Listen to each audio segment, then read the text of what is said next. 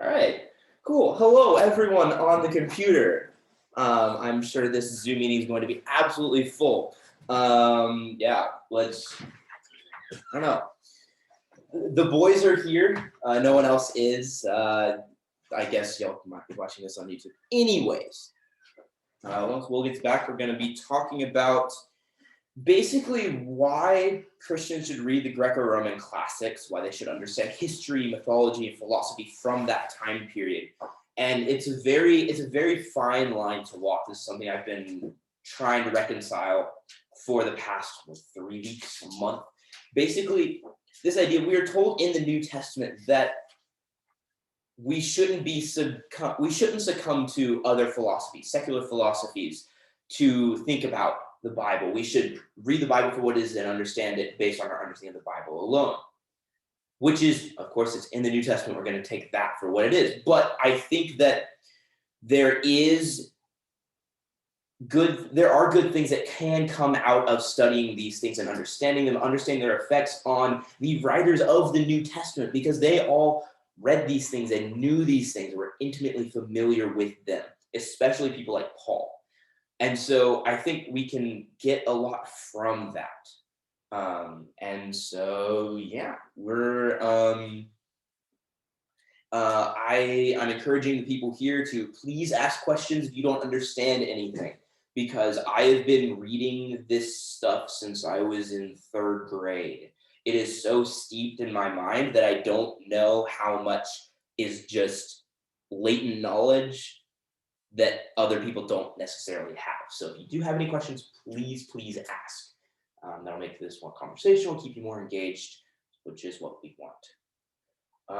Yeah, so basically we're going to start, despite the fact that Will is, not here, talking about Ephesians. So in Ephesians 1, 9 through 10, it goes, Ephesians 1, 9 through 10 says as such: making known to us the mystery of his will, according to his purpose, which he set forth in Christ as a plan in the fullness of time, to unite all things in him, things in heaven and things on earth.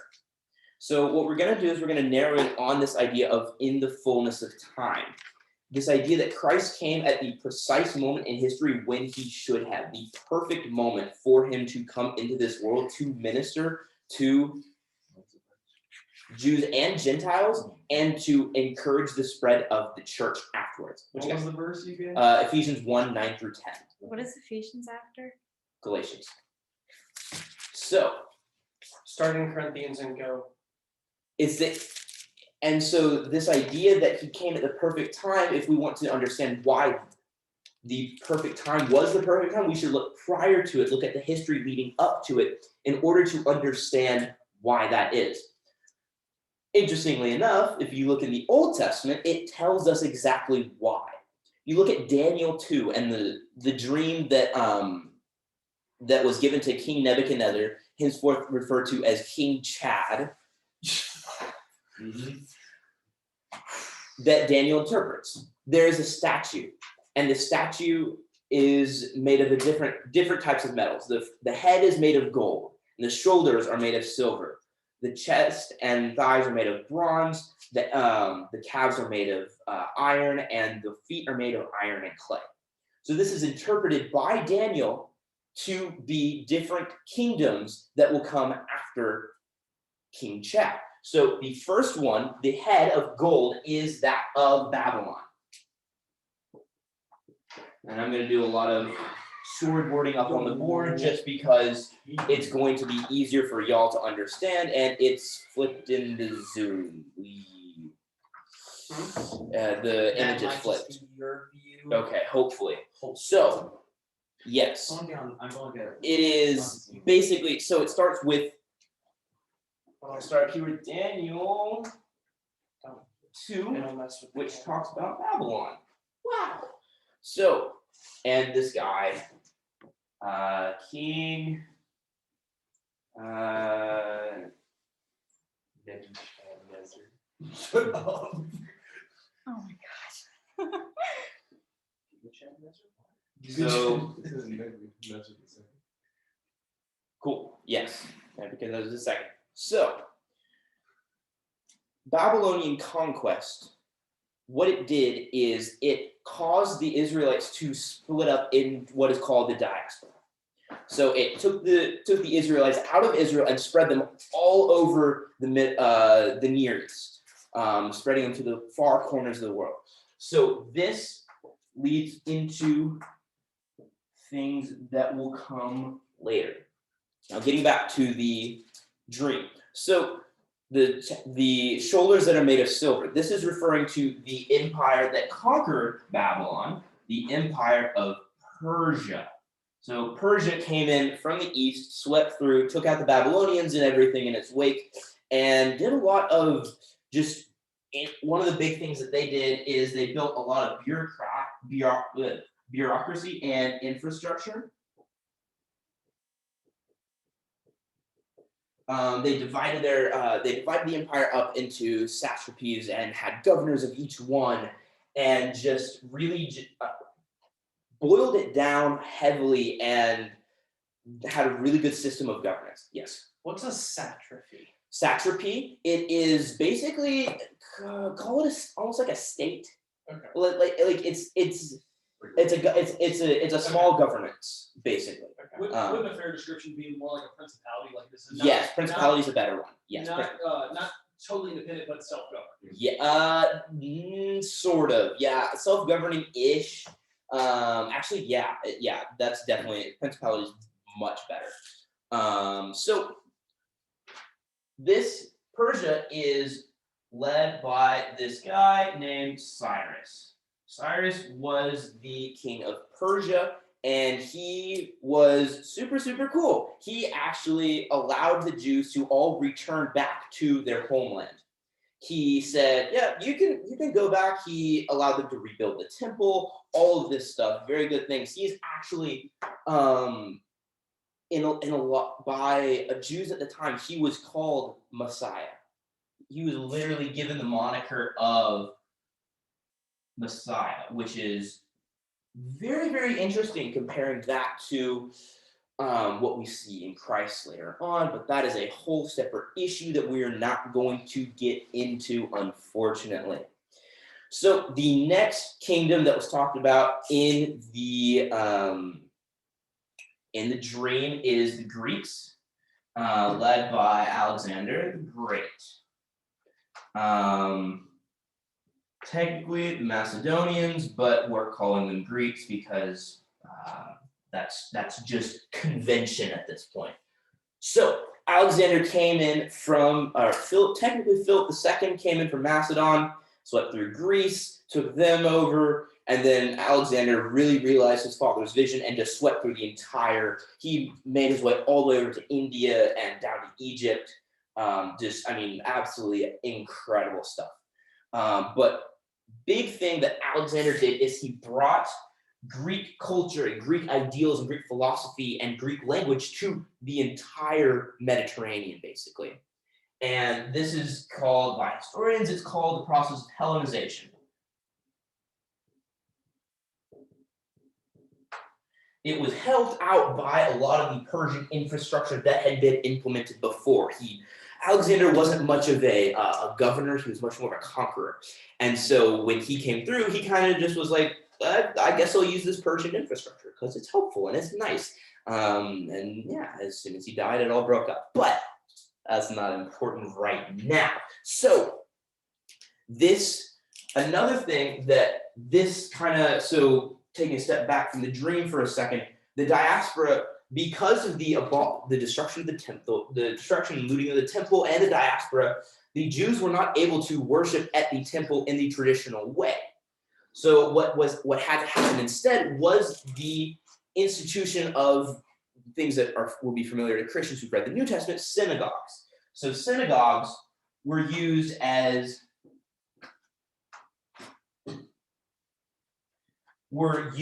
places of worship for Jews outside of Israel. And they were built in most major towns, or I would say probably all major towns, and it was places of worship for Jews to gather in that place. And this very important, and even after the return under Cyrus, not all of the Jews returned to Israel. A lot of them did, but not all of them. So there were still Jewish populations all throughout the Near East.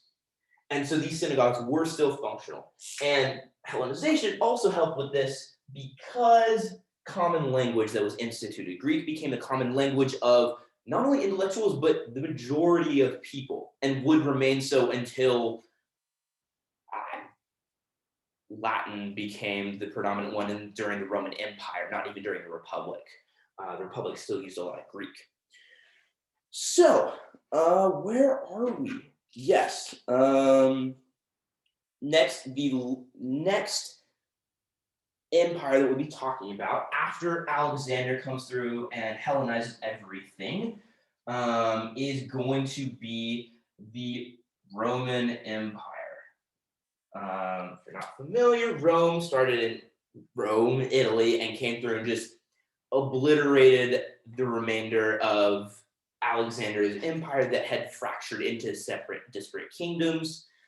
Slowly, one by one, conquered them all. I think at the time of Christ, they had conquered all of them because the Parthians weren't direct descendants of the Seleucids.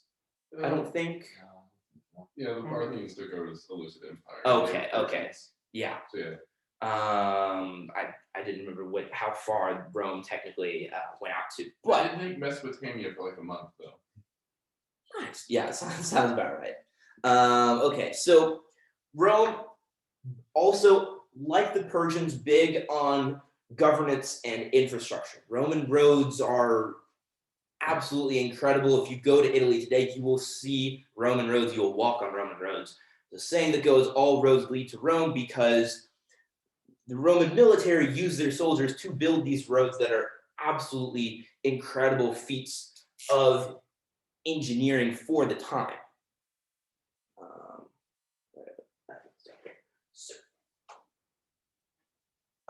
Just absolutely incredible feats of engineering, and it really interconnected the entire Mediterranean. Super amazing stuff.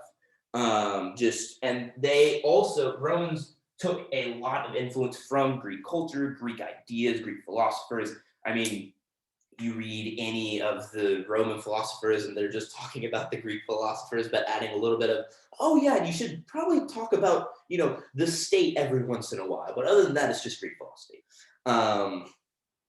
That's all. That's just a whole can of worms that we will not get into right now. So at this point in time, we have one of our kingdoms. During the time of the Roman Empire, during the reign of Caesar Augustus, came in the town of Bethlehem, Christ.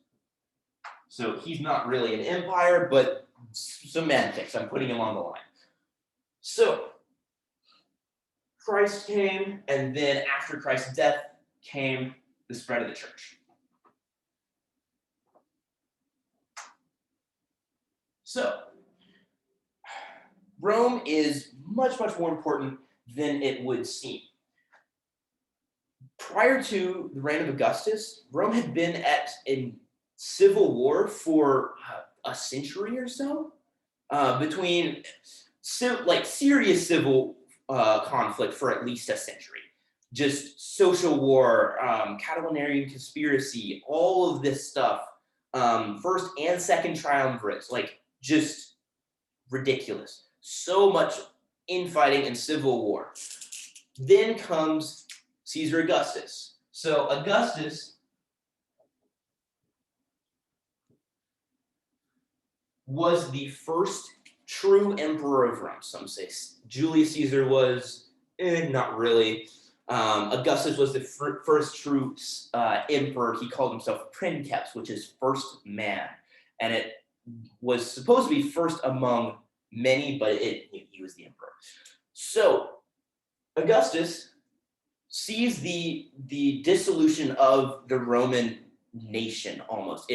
Any patriotism, any nationalism, even Roman pride was gone because of the civil strife that had come before. There was immense amounts of moral decline. There was corruption in the Senate. So he saw this and he says, okay, we need to fix this. We need a strong central government and we need a strong national pride. So what Augustus does is he institutes lots of moral laws, lots of things like this. What he also does is he institutes this thing called the Pax Romana, which is the peace of Rome. So it was basically because Augustus is now the emperor, he can say whatever he wants, and no one's going to rebel because everybody's like, I just want to be left alone. And he's going to leave people alone for the most part. So, and this peace lasts for, oh goodness, at least his entire reign of like 40 years. I'm really bad with years and dates, if you couldn't tell. But thing is, Pax Romana, big deal because no more civil war, no more internal strife. There's obviously war with the Parthians and things like that, and things happen, some weird stuff happening in Egypt. But this peace that is instituted allows the empire to breathe a little. It allows it to reinstitute a lot of the connections and trade and things like that that had kind of gone to the wayside because of all the civil strife. So big deal. Pax Romana allows a lot of things to happen that lead to the spread of the church. Another thing Augustus does. Let's see if my computer decides to open up. Is he takes a census. Well, because he's like, how many people actually live here and where do they live? And he mandates, well, I have to tell people, you have to go home and register where you are from, which, as anybody who's had the Christmas story read to them knows, is the direct, that's the wrong way.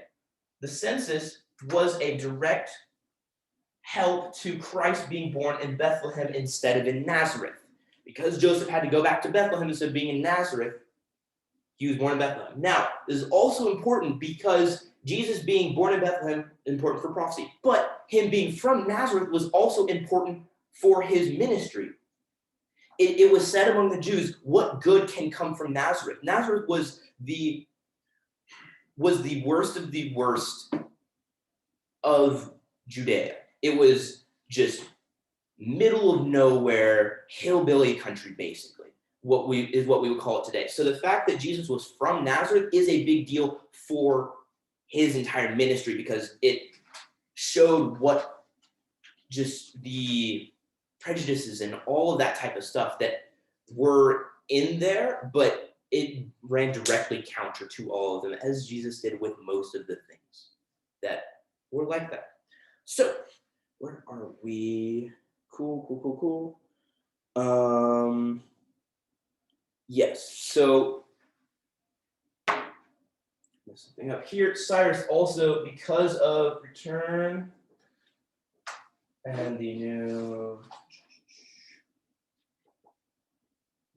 So this new temple, this return to Jerusalem and the new temple has a lot to do with Christ himself, because the new temple was a symbol of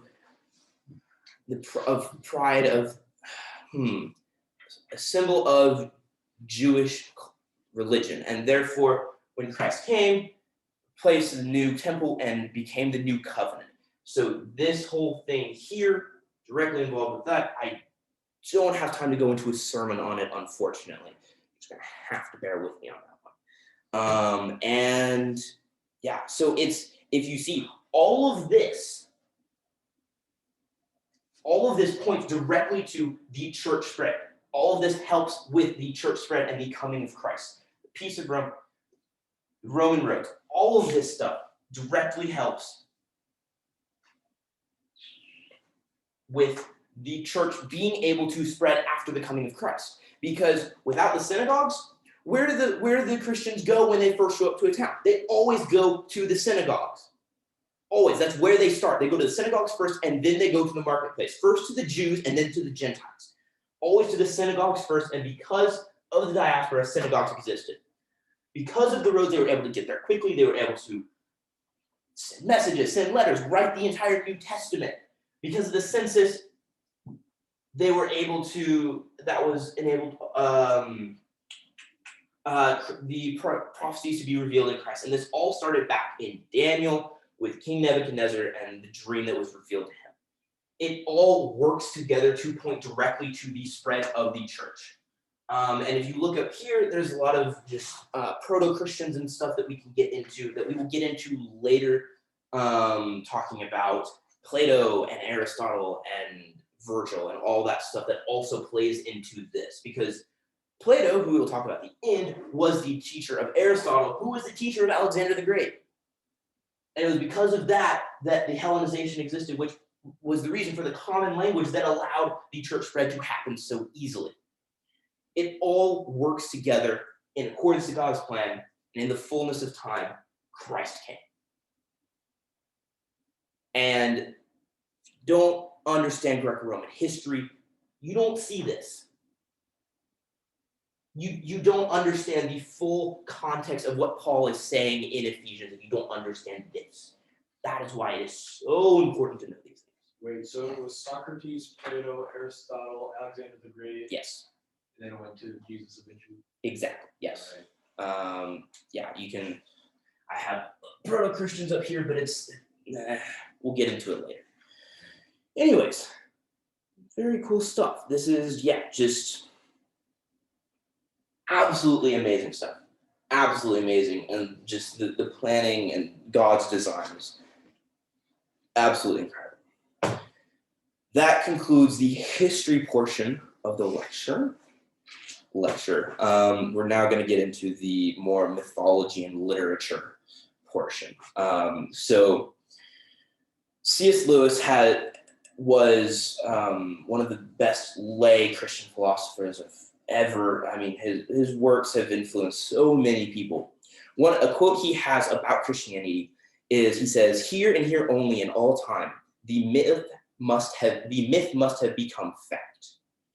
Basically, Christ's coming and his resurrection is a myth that became fact.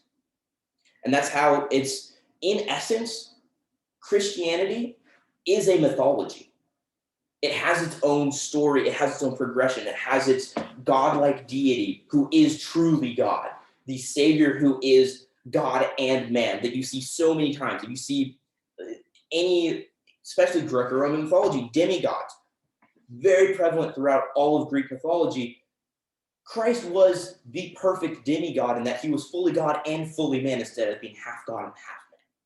And so it is because of this that Christianity is called the myth that became fact, because it is a myth. It is modeled after a myth, but it became fact because it was historically true. So what we're going to do is we're going to look at different mythologies, different myths that from the ancient Greek world that look a lot like what we see in Christ. Arguably the three greatest works of Western literature came before the turn of the millennium, or came before zero. The Iliad, the Odyssey, and the Aeneid. Three of the greatest epic poems, three of the greatest works of Western literature ever created. And if you look at them from a place of just simple Greek mythology, they're awesome. But there are glimmers of aspects that point to Christian ideals that aren't seen anywhere else in mythology. So we're gonna basically go through each one, look at characters, and look at how they resemble what Christ became at the end, the perfect virgin. So first start with the Iliad. The Iliad is the story of the Trojan War. Everyone knows. It starts in medias res. It starts about year 8 or 9. I don't remember exactly. It's toward the later end of the Trojan War, lasted 10 years. It starts toward the later end of it, if I remember correctly. And basically, the first lines of the Iliad go as such: "Rage, goddess, sing the rage of Peleus' son Achilles." Achilles is the main character of the Iliad. He is the son of the mortal king Peleus and the goddess Thetis. And because of this, he is semi-divine. There are myths saying that he was dipped into the river Styx and made almost fully immortal. That's not in the Iliad, but other places say that. So off the bat, we see this idea of the God man. This is the idea of the person who is simultaneously both God and man. Now it's a little different again because it's half God, half man, but still, you have to give them some credit. They didn't have the gospel yet. So we can see Achilles was Achilles was the greatest warrior of all time. He was unparalleled in battle. He could not be contested. He believed that he could fight gods. He had so much power, so much influence, and just was always looked to as not a leader because he wasn't necessarily a strategist, but still a man who held respect because of his unparalleled abilities. And because of that, he knew his destiny was to be great, to be one of the best warriors of all time. But unfortunately for him, there was a prophecy given before his time to Zeus saying that if Thetis, his mother, was to have a son, he would rival him in power. So what did Zeus do? He tries to control fate, and he has Thetis marry a mortal. Because if Thetis had been able to marry an immortal, he might have been challenged on the throne. So Thetis marries a mortal, therefore making the child semi-divine. In doing this, Zeus directly denied Achilles' godhood. He directly denied it and prevented him from being a god. Now, was he great? Yes, but he was not a god, and that is what he sought after so heavily. And this rage, this anger inside him that it talks about in the first 2 lines of I don't even know how long the Iliad is, just absolutely insanely long epic poem, talks about this rage of divine, of a denied divinity. Yeah. What was the mother's name? Thetis, Thetis, which is not to be confused with Themis, or there are like 4 different goddesses and titans named The something is. Very creative. But we see similar motions in the story of Christ. Christ was fully divine, and he was sent down to inhabit mortal form. Parallels exactly what happened to Achilles. Different, but the same. They're mirrors of each other.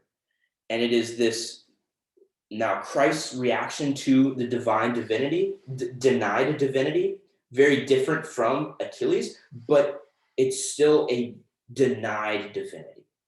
And we see the struggle that Achilles goes through and the struggle that Christ goes through, and it is just, I don't get into it, unfortunately.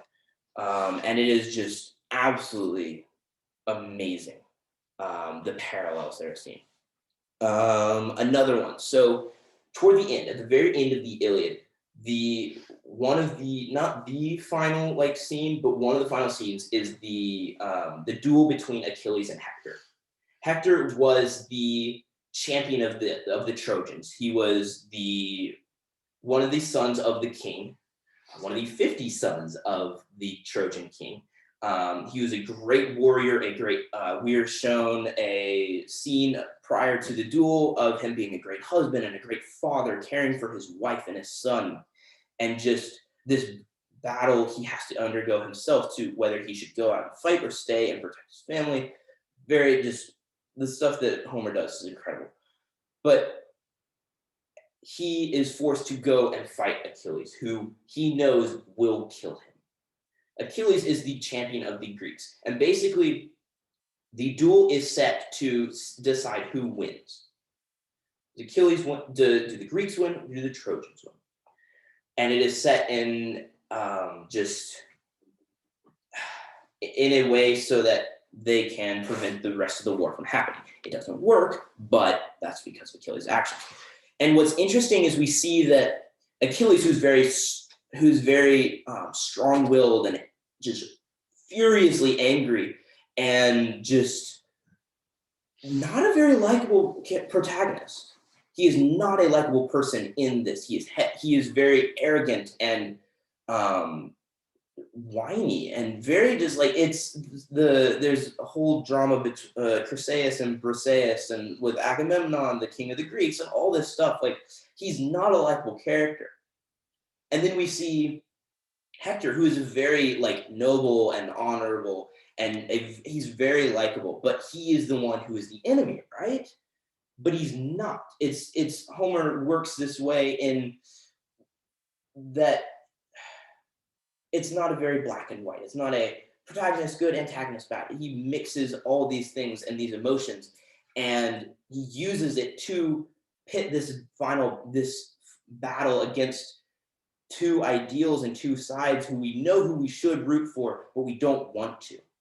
And it's this idea of the less likable person being the one who is divinely prophesied to him, because Achilles is divinely protected, and it is his destiny to win this duel with Hector.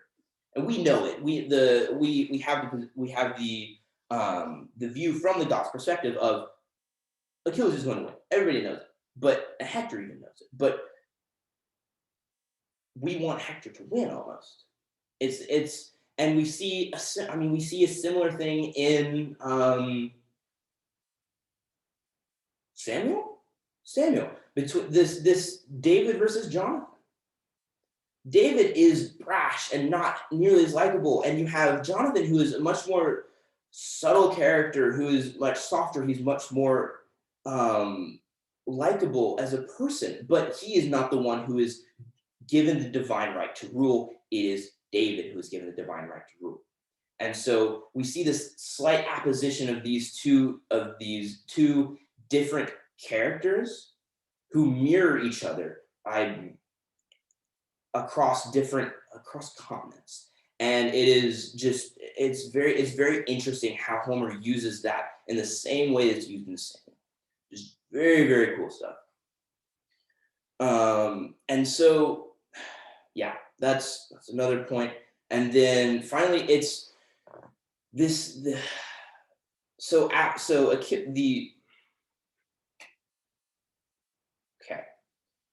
So Achilles gets very upset with King Agamemnon because Agamemnon steals his prize that he won in battle.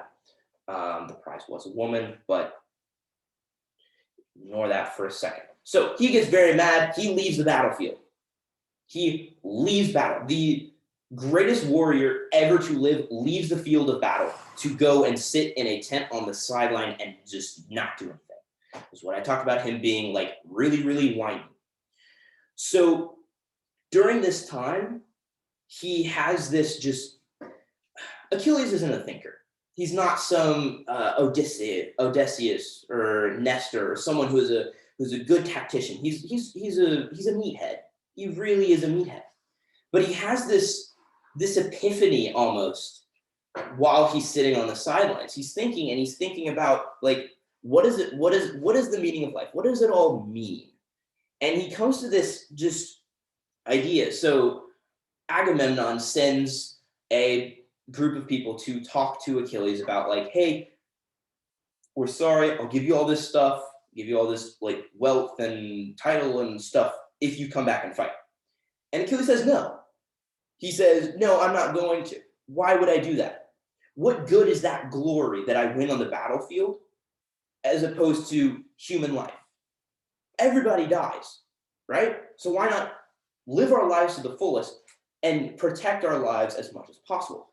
And it's this weird point where Achilles, the greatest warrior of all time, who has won so much glory and honor for himself through killing people, is now hesitant to kill anyone because he has thought about it and seen this innate human value to human life. far before the Iliad was supposed to have been written like 700 BC ish time frame. I'm not. I feel like it'd be earlier than that, since 750 was when Rome was founded. It absolutely could have. It absolutely could have been. I'm not 100% sure. I'm pretty sure it's oral traditions, even old. Yeah, well, yeah. Yeah. I'm sure the oral tradition goes back further. But that, I mean, this is so. No one's thinking about the innate human value of life. Like no one's thinking about it back then.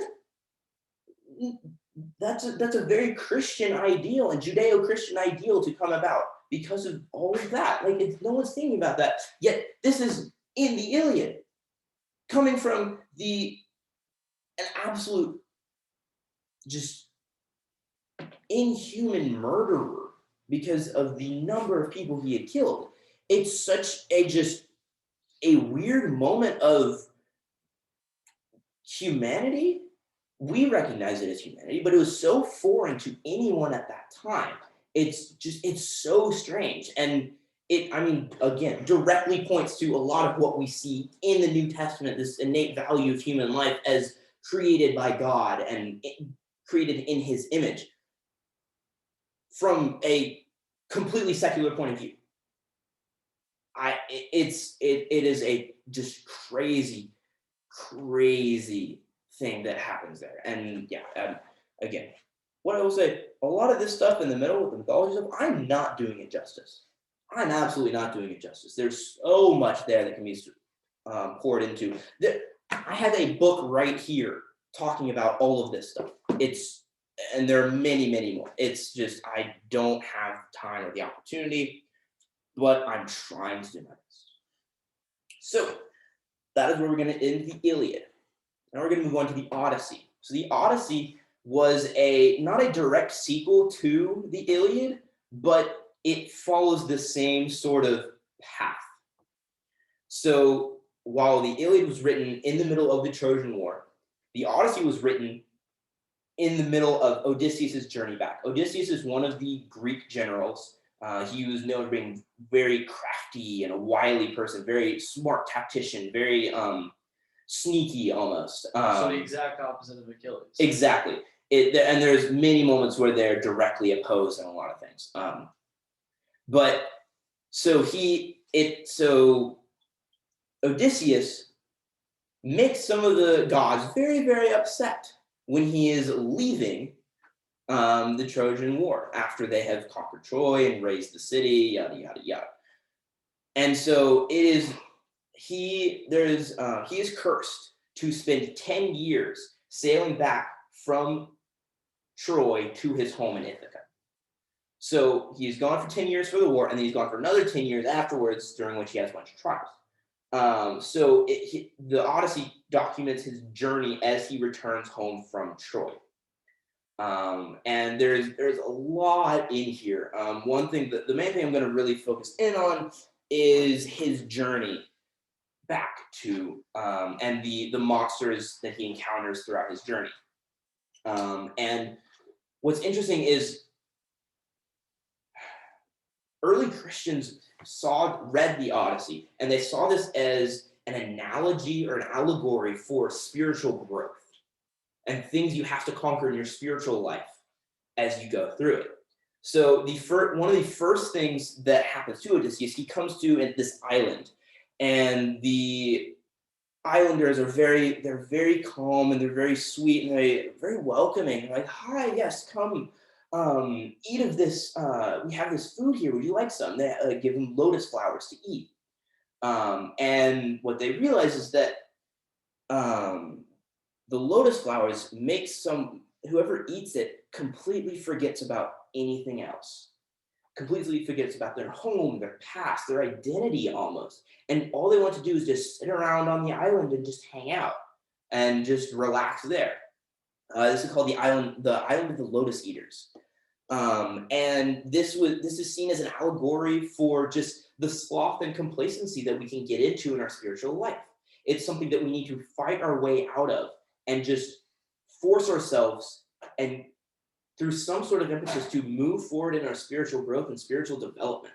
And that's what we see Odysseus does. He's like, he sees his friends eating the lotus and like just forgetting much things. So he's like, we're gonna get out of here. And so he literally drags them to the ships and leaves. He has to literally drag his crewmates to the ships and leave the island. And this, I mean, let's see, a couple weeks ago we talked about screw tape letters. What is it? The path to hell is slow and easy and soft underfoot with no signposts. It's the same idea of just becoming complacent and not thinking about things and just forgetting and ignoring the problem, just sitting back and relaxing and hanging out. So that's the first thing. The second thing is he comes to Polyphemus's cave. So Polyphemus is a cyclops and he has a bunch of sheep. He's a shepherd and he has this giant cave. He's also a cannibal, or not a cannibal. He also eats humans. So he basically, the Greeks are with Odysseus are just exploring, like get to this island. Like, oh, cool cave, hi. They go in, eat a bunch of his food. And Cyclops comes back and is like, oh, hi guys, eats 2 of them raw, and traps the rest in the cave. So it's this barbarism that is seen here from the Cyclops, like eating human flesh and like all this stuff, and it's something that Odysseus again has to overcome. This is going to become a pattern, and so he basically sharpens a stake and heats it up in the fire and stabs the Cyclops in the eye while he is sleeping, and then he sneaks him and his men out underneath sheep because Polyphemus is forced to make sure that his sheep can go out to pasture, but doesn't want the humans to leave, so he makes sure that this is just sheep getting out of his cave. So he sneaks them out and escapes. And this was seen by a lot of medieval Christians as this idea that once you have beaten this sloth, beaten this complacency, and begun moving forward in your faith, you have to defeat the ignorance and barbarism. You have to gain knowledge and gain understanding of what you're thinking about, and understanding of the truth by reading scripture. And by killing the ignorance and this barbarism in this way, you can then continue on in your faith, because it has to start from somewhere. It has to start from an understanding of the truth. And so that is the impetus there. And you move out of your sloth, out of your complacency, and you then start to work on gaining knowledge, gaining understanding of the scriptures. So after that, after Odysseus defeats the Cyclops, he then comes to the island of Circe. Circe is a sorceress. And so when they get to the island, they're much more cautious now because they've been through some stuff. So they split the group in half, and they sent half of them forward to this where they see smoke in the distance, smoke from a house fire, not from a hearth fire. Yes. And they go there. Circe? Circe? Yes, Circe. Mm-hmm. So Circe is a sorceress. They don't know this, but she is. And so she welcomes them. She's like, oh, hi guys, what's up? Hello, would you like to come and feast with me? Yes. Would you like to consume a bunch of food and yada, yada, yada. So they go and they just feast for hours, and they just eat and get drunk on all this stuff. And what they don't know is that Circe has put a potion in the wine that they're drinking, and they are all turned into animals. They're all turned into pigs. And she says, "Now I have revealed your true form." So one of the members of the crew that was sent there was like, this is a little bit weird. I'm not going to do all of this. I'm going to hang back and stay hidden. So he sees all this happen. He runs back to Odysseus. Is like, hey, so they're all turned into pigs. So Odysseus is like, okay, let's see what we can do. So he then is like, I will go by myself. I will discuss and talk with Circe, see what we can do. And if I don't return in 2 days or whatever, just leave without me. So as he's going, Hermes, the divine messenger, comes to him and gives him this flower. And Hermes says, if prior to drinking or eating of anything of the sorceress, take a whiff of this flower, keep it hidden, take a whiff of this flower, and you will resist any charms that she can put on you. So he does this, and he escapes, and he's like, all right, now you're gonna have to turn my friends back into humans. And so he does, and then eventually they leave. And so this is seen as like what happens here is the first group of people, they go and they indulge in their appetites and the desires of the flesh, and they get drunk and feast and indulge in gluttony and all this stuff, and they are turned into pigs. But what Odysseus does is he doesn't do that, and he instead looks to the divine for guidance. He asks for Hermes' help. Hermes helps him out, and he uses this divine plant to help protect him. And so it's seen as this, like, you are not, after you start gaining knowledge, you start to resist the desires of the flesh, and you start looking more to the divine for guidance and divine for help and divine for protection. And it's this just very cool image of what we should do. We should forsake the desires of the flesh and look to scripture for guidance, look to the spirit for guidance. So as we continue to build our faith. Yeah. And then the next,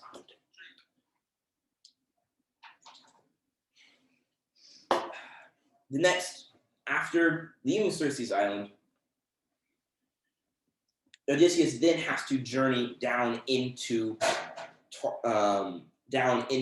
Hades itself, down into the realm of the dead. And there's so a lot of stuff here. This goes on for a long time, and it's way too much to explain now. But it's this: after resisting the desires of the flesh and looking to the divine, we must then conquer our fear of death, conquer our fear of dying, because what does Paul say? To live is Christ, to die is gain. We must forsake our fear of dying and our fear of death in order to truly pursue Christ. Because why should we fear dying? Why should we fear death as Christians? The number of times I have prayed for God to take me home is so many times. My goodness. For one reason or another. But it's like, why? Why should I only profit by dying? And that is what happens here with Odysseus. He profits by going to the underworld. He comes out on the other side and is able to return home with increased knowledge and understanding. After this, he goes between the straits of Scylla and Charybdis. And some say it's in Sicily, some say it's elsewhere. Ancient geography is not the best. But basically, as you're sailing through this, as Odysseus is sailing, he has to pass through this straits. And on one side, up on the cliffs, you have this 9-headed, lots of heads, this monster with lots and lots of heads that will pluck sailors from the ships and eat them. And on the other side, that's on one side of the cliffs. On the other side, you have this whirlpool, and it will suck the ship in and destroy the entire thing and consume everyone inside. So what Odysseus does is he sails closer into the side of Scylla instead of Charybdis. Charybdis is the whirlpool. Scylla is the monster that will eat the crewmen, because his logic is as such: if I sail closer on this side, I will lose a few men, sure. I'm willing to do that in order to protect the rest. And if we apply that to our own spiritual walk, it is this idea that we should endure suffering and we should endure trials if it means that we can lead more people to Christ. If our own suffering and our own trials can bring people to Christ, then it is worth it, and we should endure it for that purpose. Next thing he encounters, he sails by the island of the Sirens. So sirens were monsters who sang with absolutely beautiful voices, and they sang of untold wisdom and just truths of nature that were unknown to man. I apologize, Matt. This is probably triggering your Gnosticism vibes. I promise I'm not talking about that. But unfortunately, the singing was so beautiful that it lured in sailors to go to the island. Well, if they went to the island, the sirens would kill them on sight and eat them. Because what they sang of were lies. At the end of the day, they were lies. Saying, oh, just come here, we'll hang out, it'll be great, yada, yada, yada. Definitely giving you all the PG version of this. Let's just say that. But so what Odysseus does is he tells all of his crewmates to plug their ears with wax so that as they row by, they can't hear it. So they can't succumb to the siren's song. They can't succumb to it because they can't hear it. And he himself lashes himself to the mast and says, do not let me go ever. Do not untie me until we are far beyond the siren's island. Yes. Why didn't you put wax on his own ears? Because he wanted to hear the song. He wanted to hear and understand this wisdom that was said to have been sung by them. Yeah, very intriguing. So this is, this is, in my opinion, it's this just after we have overcome our fear of death and how after we have chosen to endure suffering in order for the sake of Christ and to bring people to Christ, we must respond to false gospels and ignore them. We must put them out of our minds, put them out of our ears, look to Christ himself and the gospel and ignore any of the false gospels because they are lies and they will lead to our deaths. And then finally, in one of the last encounters of Odysseus before he goes to Calypso's island with that whole mess that he's there for a couple years, yada yada yada. One of the last things is he comes to this island, and this island is populated by a bunch of cows. Now, him and his men haven't eaten for a very long time. They're very hungry. So what do? They kill a bunch of the cows. Now, these cows were bright red. Now, what do bright red cows mean? Divine shenanigans are afoot.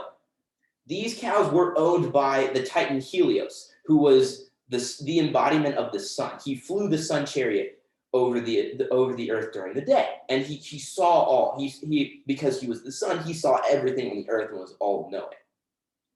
Well, they eat his cows, and Helios is not very happy about this. He's like, what is this? And he massacres. I don't think he kills all the members of the crew. He kills a lot of them. All but 4. That sounds about right. He kills a whole lot of them. And it's this, what we see here is, in our own spiritual life, it is this, after you've overcome all these things, after you've come so far in your spiritual growth, you have to resist the temptation to become arrogant. You have to resist the temptation to believe you're equal to the divine and infallible. And this is, kind of what we see with Lucifer, is it not? Say he became so arrogant that he believed himself to be equal to the divine and was eternally damned because of it.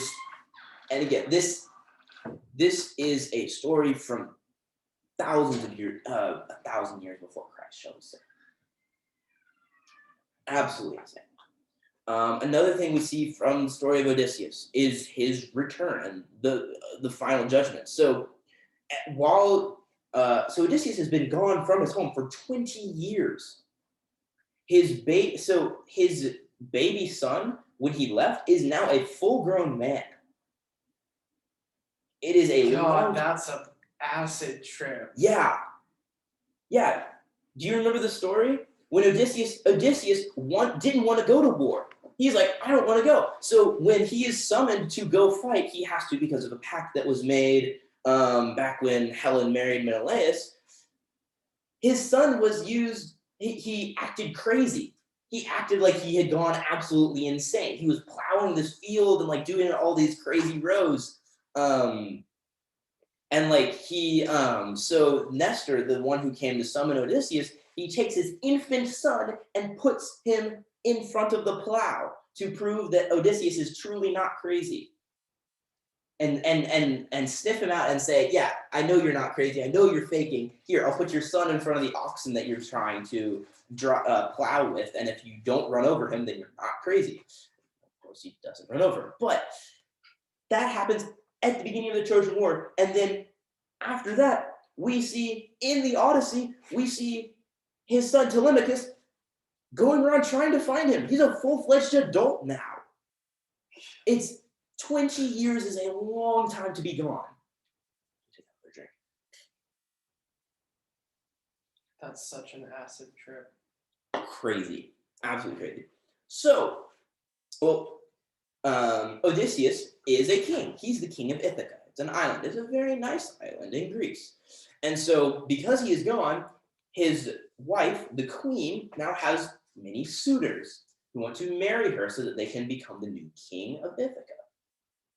Well, this is really annoying. They've been living in her house for like 5 years or so, a long time, many years, and eating her food and drinking her wine and all of these things, like just making a mess of the place and basically making a run of the household because Telemachus, Odysseus' son, he has been raised well by his mother, but he wasn't raised by a father. So he doesn't truly know how to handle the situation.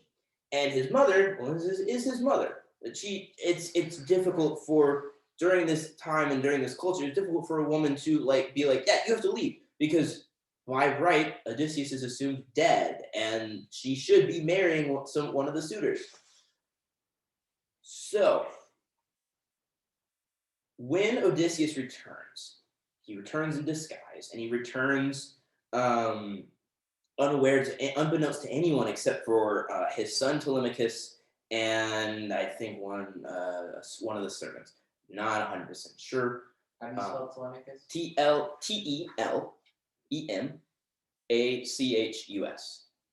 That's not how I thought it would be spelled. Right, thank you. Yeah.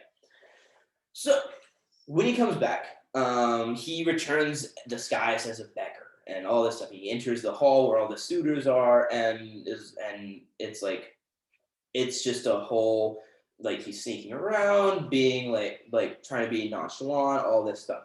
So Penelope, his wife, says, okay, fine. I will marry one of y'all, but I will marry the one who can string Odysseus's bow, because he left his bow at home, one of them. Whoever can string Odysseus's bow and shoot an arrow through 5 iron axe heads can marry me. So there is it's a competition to see who can string the bow and shoot through the axe heads first. Well, none of the suitors can string the bow at all, much less shoot an arrow. And so Odysseus, who is disguised as a beggar, is like, can I try, please? And they're like, go away, old man.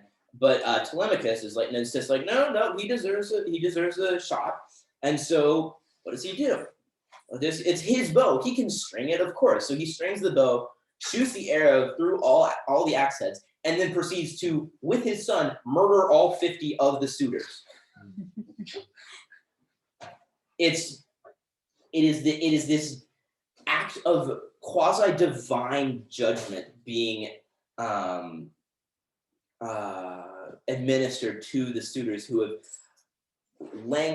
languished in, languished isn't the word, but who have devastated his homeland, who have devastated his kingdom, made a mockery of his house, and done all these terrible things to his servants. And it, in a way, reflects the divine judgment we see in Revelation. It is the return of the true king, the one who has the right to administer justice and judgment in his home, and who comes in a blaze of fury and murders and dispatches judgment onto those who have taken advantage of his servants and taken advantage of his kingdom that is his by right.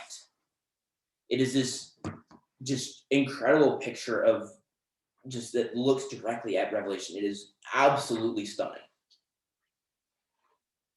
Just super, super cool stuff. And yeah, there's some other stuff in the Odyssey. Odyssey's great, but I'm gonna take a second. You don't have any questions? Anything at all? This has been a lot. My I mind's know. being blown. Yeah. I'm gonna have so much fun this summer. Yeah. You're gonna read at least 2 of these, if not all 3. The Aeneid's up next. I've read a little bit of the Odyssey, so that was too bizarre. My Yes, sir. brain is getting rebroken again, and we haven't even talked about Timaeus yet.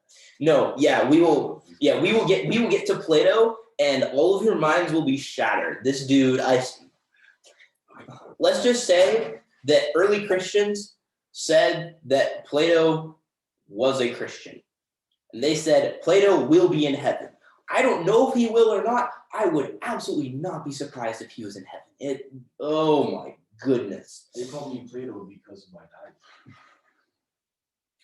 diet. Thank you, Matt. Very cool. You're welcome. That was very Huckers. Alexander is laughing. I'm laughing at the curtain. Yes. You come to the right place. Wait, Tucker, we just walked in. The suit is a Penelope, right? Yeah.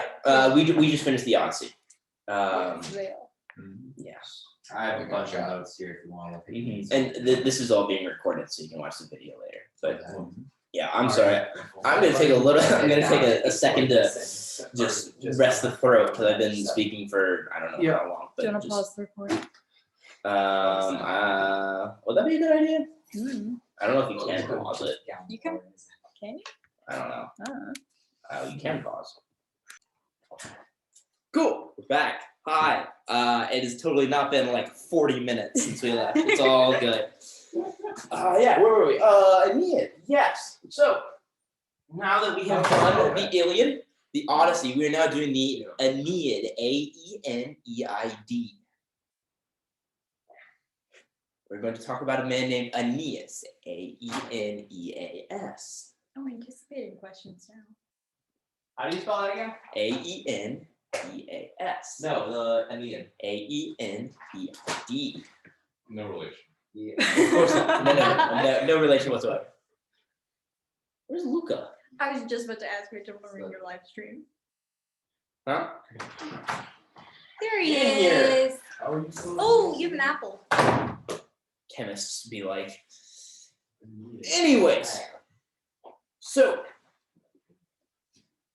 those of you who don't know, Shh. Guys, we are recording now. So, the Iliad and the Odyssey were both written by Homer. They were both written 700 to 1,000 years before Christ. They came down through oral tradition and were written down around there. Who knows? The Aeneid was very different, but it was also the same. So Virgil was a Roman poet lived 40, 50 years before Christ. And he was one of the greatest Roman poets of all time.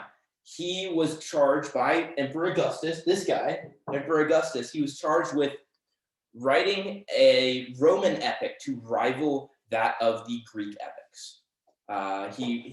Augustus wanted something to evoke a national, not really national because it wasn't a nation, but a national pride in Roman culture and history, something that rivaled the Iliad and the Odyssey, but he wanted a Roman version. So Virgil undertook to write the Aeneid.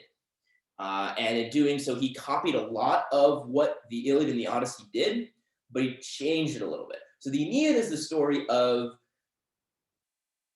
the Trojan War as well, but it's from the Trojan perspective this time instead of from the Greek perspective. And Aeneas is one of the captains in the Trojan army. He's written about in the Iliad, and he's a captain of the Trojan army, and he is charged by his mother, Venus. He was also semi-divine, just like Achilles. His mother was Venus, the goddess of love, and his father was Anchises, who was immortal. Extrapolate on Venus just to get a picture. Venus was the goddess of love, and yeah, there's not a ton relevant. Also known as Aphrodite. Yes, Yes, the the Greek Greek version was Aphrodite. Is that what you're looking for? Okay. Buy that. Yes, the Aphrodite, Venus, Romans stole a whole lot from the Greeks. Their gods being one of them. So he is actually the beginning of the Aeneid starts with this prophecy from Zeus, and it talks about how the Aeneas will go on to found a civilization in Italy, and it will last for thousands of years. And he outlines a lot of like who the important characters are in Rome, and he prophesies this as destiny. This is what is destined to happen. And if you ask anyone who's translated the Aeneid, they know this prophecy because you always translate it in class.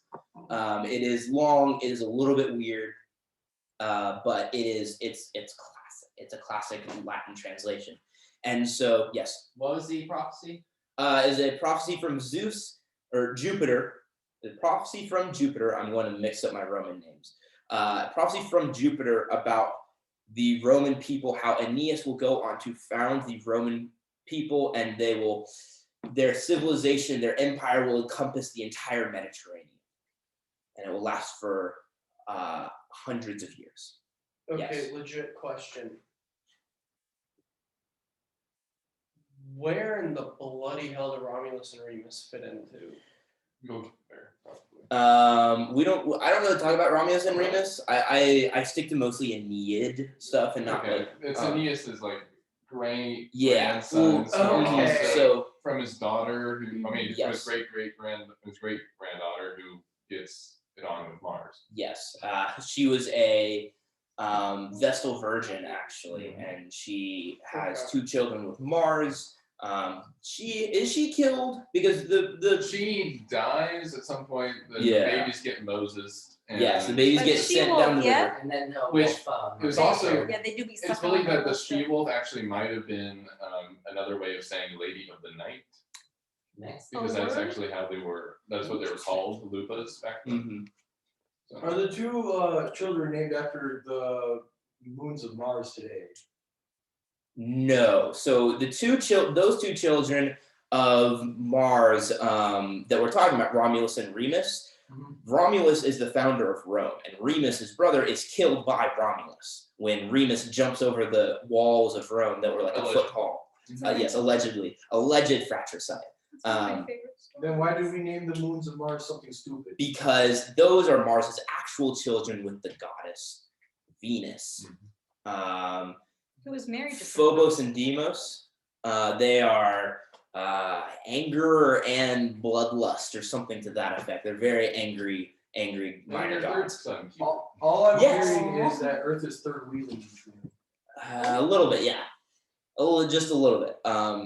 But but anyways, yes. Sorry. Back on point. So, so this prophecy, it outlines the entire, because Virgil is sitting here a thousand years in the future from when he's writing. He is able to outline the entirety of Roman history in this prophecy set by Jupiter that is set back when this history started. So he has this foreknowledge that he is able to impart to the gods as this fate and destiny type thing, which is very, very cool to see him work out. There's a scene where Aeneas goes to the underworld to talk with his father Anchises, and it lists through a slew of Roman heroes from the Republic and a lot from the modern, like Virgil's time. I think, yeah, it's very, very interesting. He does a lot of cool stuff like that to invoke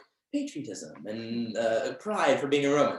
But it's this idea of like everything being foretold, everything being destined, everything bowing to destiny and to fate and to the divine is a very, very big deal in the Aeneid. It colors everything that happens. There's a point in time where Aeneas is in Carthage, and he has this tryst with the queen of Carthage, Dido. And this was not supposed to happen. He's not supposed to stay in Carthage, which is in Tunisia. He's supposed to go up to Italy and found Rome. So Mercury, which is Hermes from the Odyssey, is now Mercury. Mercury is sent to Aeneas to say, hey, you need to leave. You're not supposed to be here.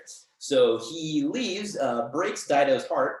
Dido then kills herself, and that is the explanation that that Virgil gives for the Punic Wars, which were the 3 wars fought between Rome and Carthage.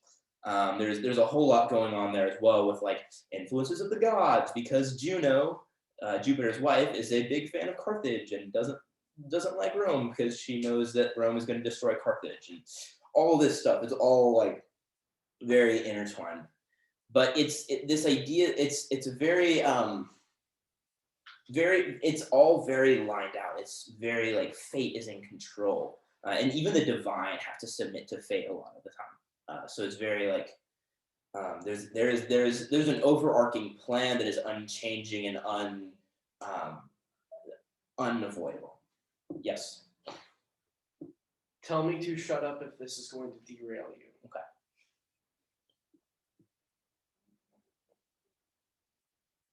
Would that not be problematic in theology if God was bound to destiny?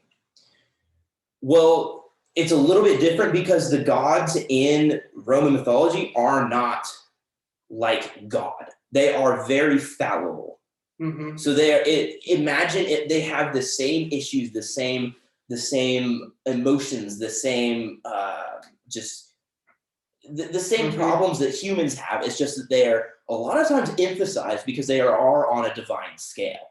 And so it's any like the comparison between the Roman and Greek gods and the Christian God, monotheistic God, not great, because they because the Greek and Roman gods are fallible and our God is not.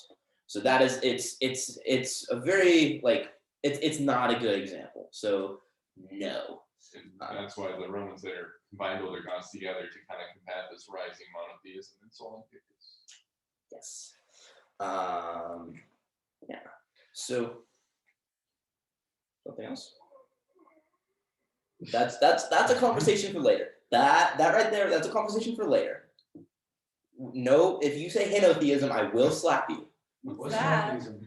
That is not something we're going to talk about. No. How do you spell it? No. That is my specialty. Exactly. We are not talking about JT's specialty here until a little bit Oh later. boy, 2 weeks from now. Yeah, probably so. Anyways, so sorry to derail. We're gonna hop back. So just there's a divine plan, an overarching plan, and the meta narrative of the Bible and like God's divine plan for everything. If you can see the connection, I don't know what to do. And then let's see.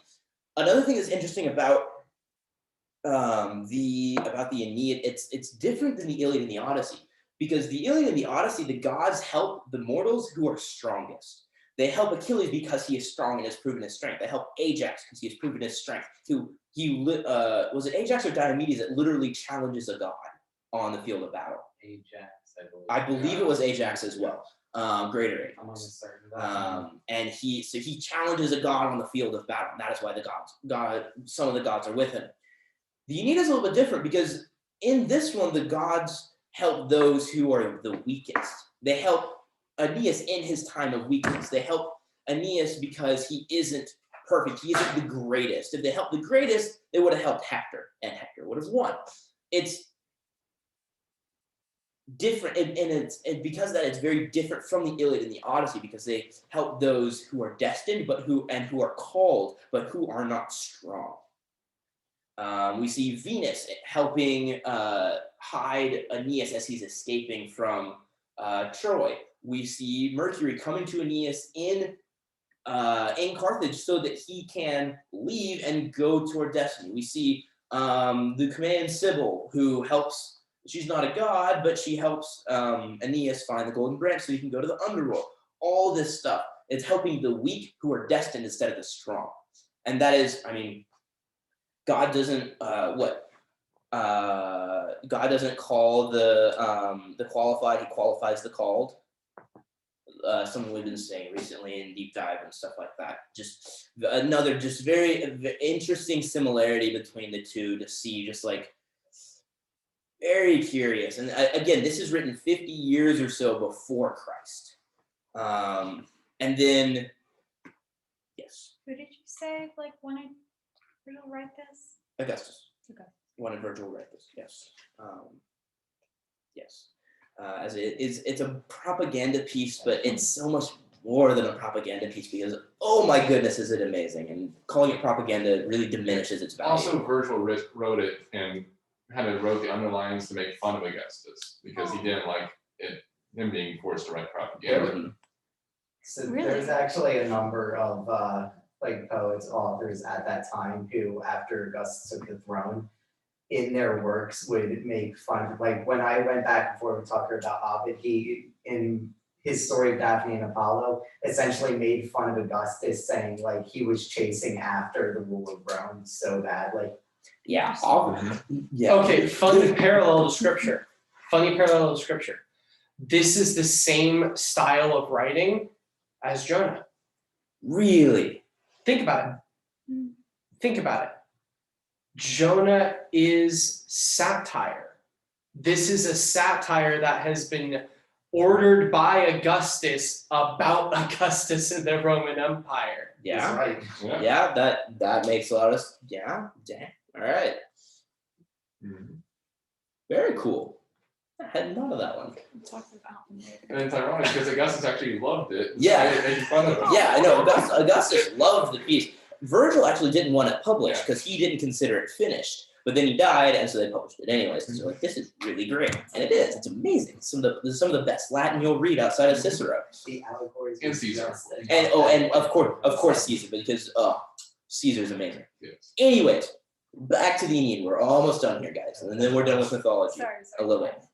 So the biggest thing in the Aeneid is this. So the qualities in the what's it called? Qualities in the Iliad and the Odyssey are very emblematic of their cultures and what the cultures value.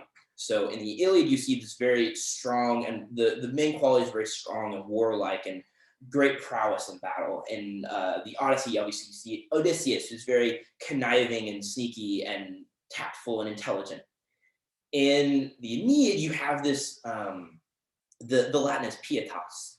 It's this sense of, it's what piety comes from, but it's not piety. It doesn't mean piety. It means it's a sense of duty outside of yourself, duty to the gods and duty to destiny and duty to this like, and loyalty and all loyalty to your comrades and things like that. It encompasses so much of devotion to those outside of yourself. And it is, for all his faults, Aeneas embodies pietas so well and so explicitly. It just in his actions and the way he acts, and it's repeat myself, but it's very cool, and it's in that same way. It is a very different epic to the Iliad and the Odyssey because they're emphasizing those aspects, the warlike nature and the craftiness, which are very like self-contained traits of an individual. Pietas requires an outside force that you have to devote yourself to, which is interesting when you look at the just what Christians are called to devote ourselves to destiny and devote ourselves to each other in brotherly love and all this stuff, which is a common trait, and it's not just implicit to the Aeneid, it's a very Roman trait, but it's still just very cool to see the connections drawn here. And so yeah, that is the Aeneid all done for the most part. Now we're going to move on to something I didn't know really where to put this, so I'm putting in the mythology portion. The talking about scripture ministering to the Greeks. So there are a couple of times where the way scripture is written and what is written in scripture directly ministers to Greeks through cultural norms they would have understood.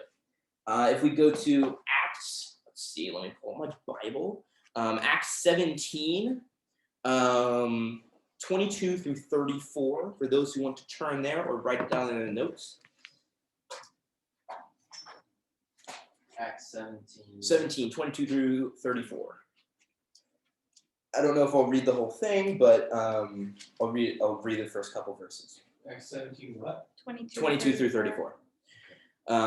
So it says, so Paul, standing in the midst of the Areopagus, said, Men of Athens, I perceive that in every way you are very religious. For as I passed along and observed the objects of your worship, I found also an altar with this inscription, quote unquote, to the unknown God.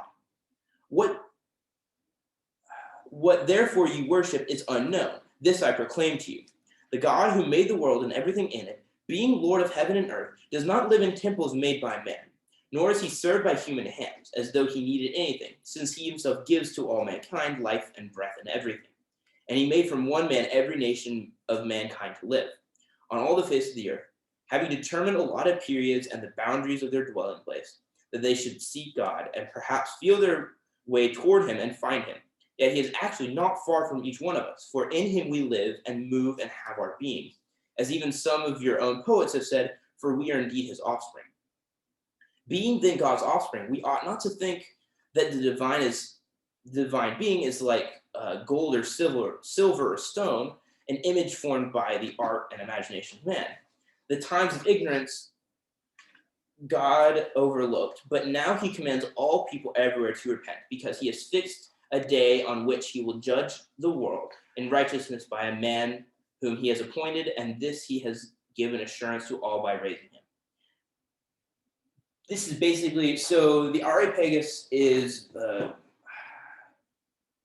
Acropolis, I believe, type thing in Athens, where temples are and the altars to the gods are. And there's an altar, as Paul says, there's an altar to the unknown God, who is this amorphous creator God, from my understanding. JT's going to get very upset with me for butchering this, but this amorphous creator who they couldn't put a name to, they couldn't really depict, but they knew was out there somewhere, and they knew was influential and was the creator of all. And Paul is saying here, you already worship this God. I know who he is. I have seen him raised from the dead. And this is how he uses it. He uses this to proclaim the gospel. He's using the Greeks' own culture and understanding of mythology to preach directly to them in worship that they already are interacting with. It's a very, very cool story here. Just the understanding that Paul had of the Greek culture and the Roman culture is amazing. Could this be referenced back to Romans 1:20? It could be. If I knew what Romans 1:20 was, then I'd be able to. For since the creation of the world, his invisible attributes, his eternal power and divine nature have been clearly seen, being understood through what has been made, so that they are without excuse. Yes, it absolutely is. The idea of general revelation for sure plays a role here. It's gonna play a big role later when we talk to Plato, but that's again for later. We keep talking about Plato even though we're not talking about him. But anyways, To all of history and philosophy. true. All right, and so the next section, that is the Hebrews portion. I need to go back to John. Next section we're going to talk about is John 12:23 through 26.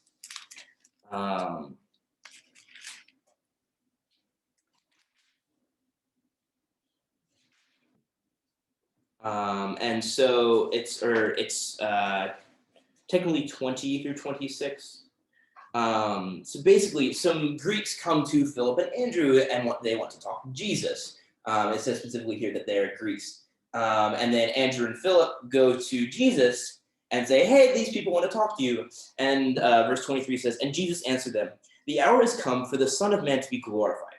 Truly, truly, I say to you, unless a grain of wheat falls into the earth and it dies, it remains alone.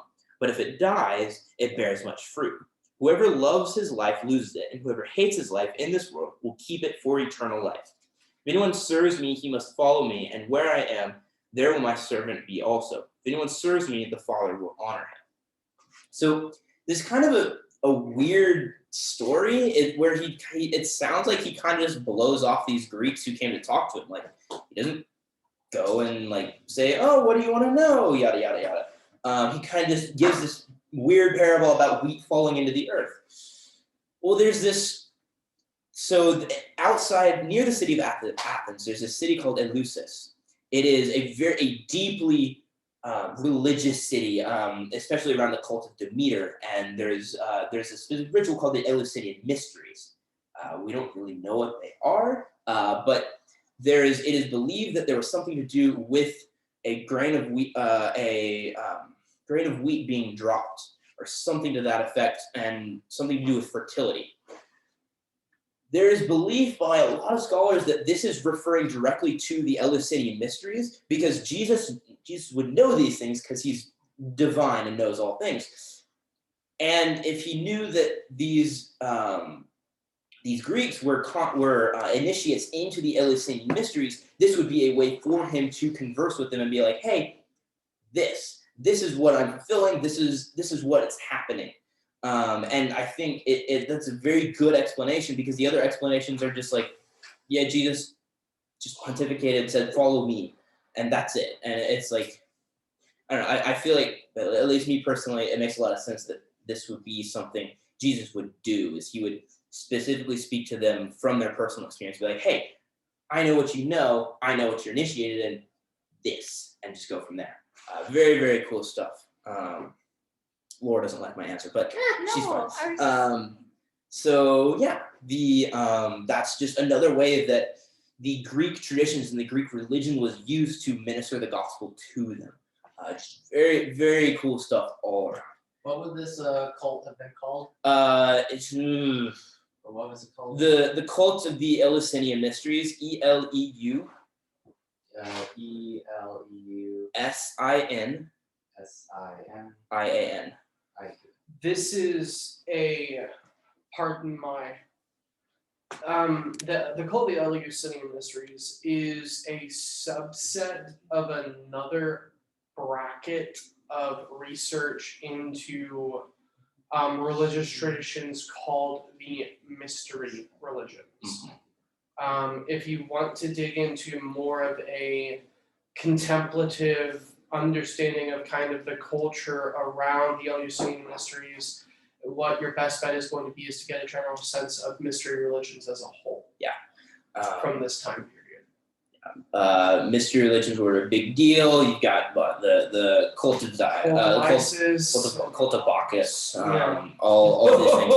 Yeah, the Bacchanalians were something. Yes. Tell me about it. This is a big deal, especially at this point in time in Rome. Mystery religions, cults, and things of that sort are very, very prominent, and so it was just, there's a lot going on there that, again, we don't have time to get into, and that's more his field anyways. But Luca. Yeah, no, it was just going on that, like the worshippers of Bacchus used to go into the forest, essentially drink, party so much to the point where it was just looked at as complete mass hysteria.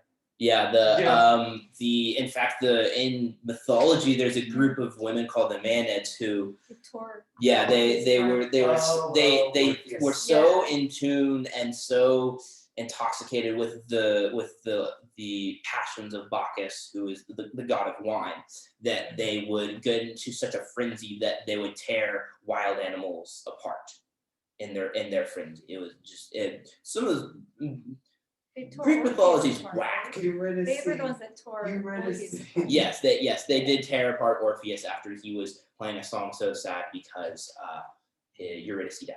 Right. But anyways, and then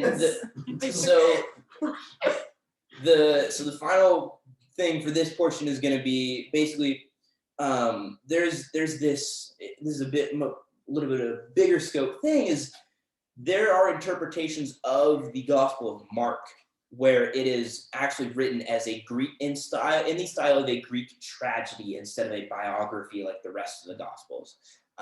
It's very, very interesting. I haven't gotten too deep into it yet. Again, JT's area, we're not going to go very deep into this, but the earliest copies of Mark don't have the resurrection story in it. Mm-hmm. It's like it makes sense to look at it that way, and it would make sense to minister to Greeks with this story because they would understand it better. They would know the format so well because they're so Greek tragedy. It's super common. And a connective tissue piece that to tie into some of what was talked about last night. A Greek tragedy makes sense in a discipleship-focused gospel. Interesting. Okay. Because it's here, you have seen all this, now go and carry on what has been started. Yeah. But with that, we end the mythology portion, talking about the myth made fact. That is it. We now move on to so-called proto-Christians. And so the main two we're going to be talking about today are Virgil and Plato. I'm going to start with Virgil first, just because he's the shorter one. But so we talked about Virgil earlier. He's the one that wrote the Aeneid, super cool stuff. He also wrote a couple of other collections of poems. He wrote the Georgics, whatever. Yeah. Georgics. I don't remember the exact spelling or pronunciation. He also wrote these things called eclogues. There are 10 of them, and they're short poems. Some are dialogues, some are just long monologues. Very interesting reads. Some of them are a bit weird. But there's one specifically called, it's the fourth eclogue, and it is it's called the Messianic eclogue by people nowadays, because it is so, I mean, we'll read it in just a second. It is very conducive to a messianic interpretation. In fact, in Dante's Divine Comedy, in the Purgatorio, where Virgil is the guide of Dante through the underworld, there's a soul in purgatory who comes up to Virgil and says, because of my reading of the fourth eclogue, I was able to understand the gospel that much sooner and that much better. And it propelled me to become a Christian. So we are going to read that now. It is in the deep dive Slack. Sorry, not Slack, GroupMe. We're only reading it in English, correct? Yes, no, we are not reading it. The Latin is beautiful. It is absolutely stunning, but we are just reading it in English. Yes, I apologize to my Latin friends, but that's not something we have time to dive deeply into. So yeah, we'll start. It says, Muses of Sicily, sing we a somewhat ampler strain. Not all men's delight is in copuses and lowly tamarisks. If we sing of the woods, let them be woods worthy of a consul. Now has come the last age of the Cumaean prophecy. The great cycle of periods is born anew. Now returns the May, returns the reign of Saturn. Now from high heaven a new generation comes down. Yet do thou at that boy's birth, in whom the iron race shall begin to cease, and the golden to arise over all the world. Holy Lucina, be gracious, now thine own Apollo reigns. And in thy consulate, in thine, O Pollio, shall this glorious age enter, and the great months begin their march. Under thy rule, what traces of our guilt yet remain, vanishing shall free earth forever from alarm. He shall grow in the life of gods, and shall see gods and heroes mingled, and himself be seen by them, and shall rule the world that his father's virtues have set at peace. But on thee, O boy, untilled shall earth first pour childish gifts, wandering ivy tendrils and foxglove, and colocasia mingled with the laughing acanthus. Untinted shall the she-goats bring home their milk-swollen udders, nor shall huge lions alarm the herds. Unbidden, thy cradle shall break into wooing blossom. The snake too shall die, and die the treacherous poison plant. Assyrian spice shall grow all up and down. But when once thou shalt be able now to read the glories of heroes and thy father's deeds, and to know virtue as she is, slowly the plain shall grow golden with the soft corn spike, and the reddening grape trail from the wild briar, and hard oaks shall drip dew of honey. Nevertheless, there shall linger some few traces of ancient wrong, to bid ships tempt the sea, and towns be girt with walls, and the earth cloven in furrows. Then shall a second Typhus be, and a second Argo to sail with chosen heroes. Now wars too shall arise, and again a mighty Achilles be sent to Troy. Thereafter, when now strengthening age hath wrought thee into man, the very voyager shall cease out of the sea, nor the sailing pine exchange her merchandise. All lands shall bear all things. The ground shall not suffer the mattock, nor the vine the pruning hook. Now likewise the strong plowman shall loose his bulls from the yoke. Neither shall wool learn to counterfeit changing hues, but the ram in the meadow himself shall dye his fleece with now with soft glowing sea purple, now with yellow saffron, native scarlet shall clothe the lambs at their pasturage. Run even thus, O ages, and the harmonious fates to their spindles, by the steadfast ordinance of doom. Draw nigh to thy high honors, even now will the time come. O dear offspring of gods, mighty germ of Jove, behold the world swaying her orbed mass, lands and spaces of sea and depth of sky. Behold how all things rejoice in the age to come. Ah, may the latter end of a long life then yet be mine, and shall breathe as shall suffice to tell thy deeds. Not Orpheus of Thrace nor Linus shall surpass me in song, though he have his mother and he his father to aid. Orpheus Calliope, Linus beautiful Apollo. If even Pan before his Arcady contend with me, even Pan before his Arcady shall declare himself conquered. Begin, O little boy, to know and smile upon thy mother on whom 10 months have brought weary longings. Begin, O little boy. Of them who have not smiled on a parent, never was one honored at a god's board or on a goddess's couch. So, you paid attention a little bit, you could probably tell why it's called the Messianic Eclogue. It's talking about the return of the boy and the crushing of the serpent and all of these things. There's some stuff in The here. scarlet on the lambs in the pasture caught my eye this time around. Yeah, it's there's so much. I'm gonna talk about the second paragraph here for a second. So it says now has come the last age of the Cumaean prophecy. So the Cumaean prophecy was the Sibylline prophecy, the Sibylline books, which I believe, right? Because it's the Cumaean Sibyl. I don't actually know about the human prophecy. Okay, I think it's the Sibylline books. That was my understanding. So for those of the uninitiated, the Sibylline books were books of prophecy that were held at the beginning of Rome during the kingdoms, when it was a kingdom and into the Republic, that were said to foretell the events of Rome as a whole. They were highly, very sacred, and they came from a Sibyl, which is a prophetess, I believe. And they basically were holy books in Rome that were said to foretell everything.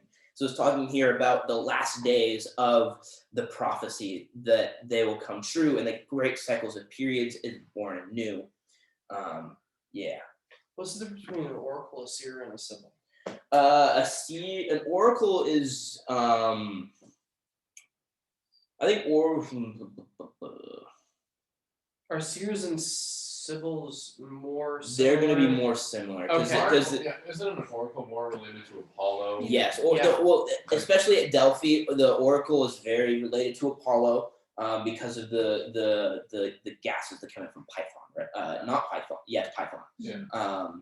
And that is it's very, very minor differences, and I'm not 100% sure. I'm pretty sure all oracles deal with Apollo, or the other ones are more vague. That would make sense. Was Cassandra was considered was she called an oracle or a prophetess? I don't remember. Cassandra is a Trojan priestess of Apollo in the Aeneid. But it talks about the return of the reign of Saturn. So Saturn was the Roman version of the Titan father of the gods, who was Kronos. He was a very different entity, Greek versus Roman. Roman, he was very much more kindly and like typical like Father Time imagery type thing. And it was said that at the beginning of the world, Saturn ruled in a golden age in Italy, where the land was free and wild, and people thrived. Very Eden-y. Very, very, very Eden-y. And he ruled over that in a golden age. And so it says in the second paragraph, it's like it's when the reign of Saturn returns. So when things return to this reign where everything was lush and vibrant and healthy and return to its natural order. Yes. What does he mean by now returns the maid? Not exactly sure. It could. I think what's the Latin there? It's at Virgo. So it's talking about the virgin. Yes. That's Who knows? I'm not sure what it means in the Latin context or the Roman context, but yes. Could be maybe related to Vestal virgins. I don't think so. Because it's capitalized and it's It singular. also so. means unmarried woman. Why is it capitalized? Mhm. Well, Mackail, I believe, is a religious scholar, so he may be capitalizing Oh, to make it look like things. the Virgin Yes. Mary? Well, no. The Virgo is in the Latin. I know, but the Yeah. capitalized. No. It's they capitalized in the Latin as well. And it has to be a name, because they only capitalize names. Mhm. Or They it didn't could- have sentences in Latin. Or it could mean something like the Virgin is in how we refer to the Virgin Mary. No. Because this was 50 years before Christ. Sure. I'm not sure. I looked. Could it be I a did type not of look into- goddess? Maybe it's referring to Hestia. It could be yeah. referring to Vesta. Yes. We're Roman right now, so You're right, my bad. No, it's alright. I messed up earlier. It could be referring to Vesta, who was the goddess of the home and the hearth, and a very, very homely goddess. She's the protector of the hearth and the home. So that would make sense for the Latin. But yeah, it talks about Saturn's return, how the iron race shall begin to cease, and the golden race shall return. This idea of the new, which lines up directly with like new heaven and new earth, and the second coming of Christ, and all this stuff. A very, very end times vibes. What is that? No, it's the Well, out of curiosity, when was this eclogue written? before Christ, sometime 50th century maybe. No, not a century. It's It 60s. would have to be around 50 years. Yeah, about 50, 60 years before Christ. This connects to your history board. Why? Daniel was written around the same time period. 50, 60 years before Christ. Anywhere between, yeah. That's when the book of Daniel. Yes, because Daniel isn't a prophet in the Hebrew canon. Daniel is part of the writings, which were not canonized until close to the end of the writings of the New Testament. Daniel was written around 164 BC. Probably 100 years earlier. Still, there's a connection there, especially because the iron and the gold. It's very interesting. Yeah, it's very, very interesting. I've heard Daniel being written as late as 50 Yeah. But doesn't that kind of ruin Daniel's book of prophecy? AD. That's where we get into a whole bunch of scholastic But then issues. there's the thing of canonization versus like actual. Which Yeah. is Daniel not was our there topic. before it was written though. Sorry. It was Yeah. passed down orally until it was written down. Yeah, that's what I mean. Is so if Yeah, it was written, written around them, but it's Yeah. it was probably written oral around tradition that time. It before. was an oral tradition Yeah. from much The Odyssey and the Iliad Yeah. existed Yes. for centuries. With an ostensibly I 6th don't century know if BC we can. setting. If you want to so try it to. might- I know it's getting a bit steamy in here. AC. Do the one behind Matt. Yeah. Anyway, keep going. Yeah, Sorry, so that was just a it's- random. It's the same. Let's see. The same paragraph where it talks about at that boy's birth, in whom the iron race shall begin to cease, and the golden to arise over all the world. That boy, it's a reiterating thing talking about the boy and his birth. And it's like there's a lot of discussion about who it is. Some people say like Mark Antony and Cleopatra's son. Some people say Augustus's nephew or something. I'm not 100% sure, but it's, if you interpret it from a Christian perspective, it sounds a lot like Jesus. Just me, I don't know. It talks in, let's see, paragraph, where is it? 4. Yeah, it says the snake too shall die. What happened? Who's the snake and when does he die? He dies when Jesus comes back and he throws Satan into hell. Maybe something, I'm not sure. And the poisonous plant. Exactly. Did this guy like get his hands on I don't know, like the Old Testament, basically. He got his hands on the. I would be incredibly surprised. I wouldn't, Martin, he did some because of the diaspora. That is true. Yes, through with the diaspora. The spread of the Jews into Italy, though. Not sure about that. This gets into No, But he might have been. Yes. He might have gone to Greece at some point. That's Or- fair. Well, like Yeah. here's why. There's a piece of the board that you weren't familiar enough with this to have even thought about it, and I wasn't. But Philo was an Alexandrian Jew, Mhm. and Josephus, Roman Jew. Yes. So it did happen. And so if we were to consider Virgil as potentially having had influence from the Hellenized regions of that where Philo was around, Yeah. which would have been in the more Egyptian areas. And this is the time where they just conquered Egypt. Yeah. Yes, So this was that right after. that fits. Yeah.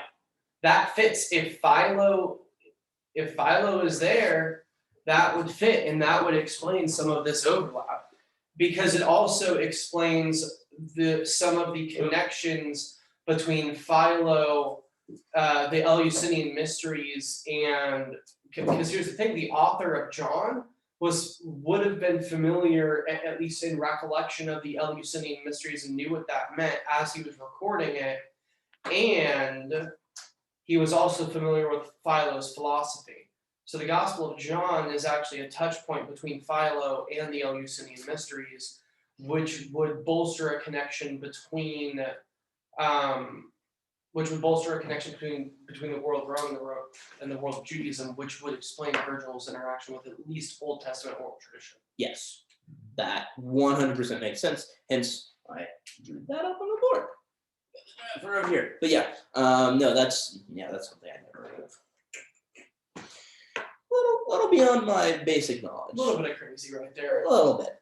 Yeah. That was some nice science. Mhm. And then let's see. This is that's 3, 4. This is 5, where it talks about nor shall the huge lions alarm the herds. This is actually it's I think what Isaiah 56, I think, is the connection here. The lion laying down with the lamb. Like it's literally, we're like exactly the same. And you can take this entire thing, just pick it apart and find anything and everything you want. It's amazing. It's a reason that early Christians call it the Messianic eclogue, because it is just so rich with its Christian and Messianic connections. Just very, very cool stuff. Yeah, that's awesome. And if you're watching this, go look up Mikhail's translation of the Fourth Eclogue, or find it in the Dreaming. This goes to show there's nothing new under the sun. That is true. Very true. Yeah, so that's Virgil. That's all I've really got for him. Between the Aeneid and the Fourth Eclogue, like just awesome stuff. We now move on to Plato, which is what is going to hurt everyone. Do we want to take a couple minutes? I say yes. Okay. All right, so after that little break, thank you, JT. My throat appreciates it. Now we're going to get to the final section, which is Plato. So, Plato is the greatest philosopher of all time, bar none. There's a quote by someone very intelligent who said, "All philosophy is a footnote to Plato." Because anything you see come up in philosophy, you can trace it back directly to Plato. That's just how it is. Because so much of his writing is just, oh my goodness, it is incredible. And the things that he thought about and discussed and worked on were just ridiculous. But one of Plato's biggest thing was that each person has a purpose in their life. It is a divinely ordained purpose. He called it telos. It is the purpose of your life. It is what you should strive to do with your life. It's the end goal of your life. And everything revolves around your telos. how good your life was revolved around how well you pursued your telos and how well you achieved your telos, how just your life was, telos, all of it related to your telos. In the Republic, the telos is a big deal because it gets that gets into like the myth of the metals thing, which is like I apologize. We're not going to talk about the Republic because there's too much there. Go. How do you spell telos? TELOS. That's it? Yeah. I thought there was like an I in there somewhere. Copy. I wrote an I in there, I have to respell. You're welcome, Martin. Telos. Oh man. Tucker, they obviously are in STEM and had to learn about telomeres. I'm not a It's humanities true. major. I don't even know how to spell. It's the end. The telomeres. Oh, switch my board. I'm sorry. Telos.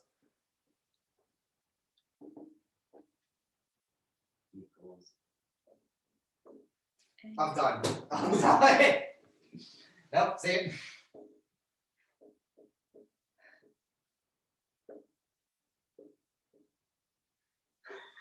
Ah!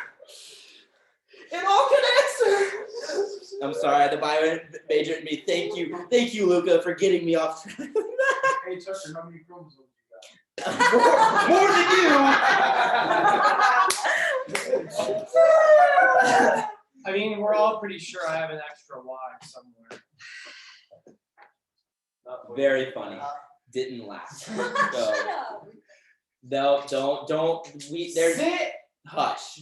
Anyways, now that we're not laughing anymore, so this everything virtue, all of it, the highest good is wrapped up in the telos as the highest good you can achieve possibly, and the high for each person has their own telos, but for Plato, the highest telos obviously is his own, which is philosophy, and we'll get a little bit more into that later when we talk about his view of the afterlife. Basically, the highest end is your telos, but the highest telos is that of philosophy and reason. Plato's really into reason for whatever reason. About that.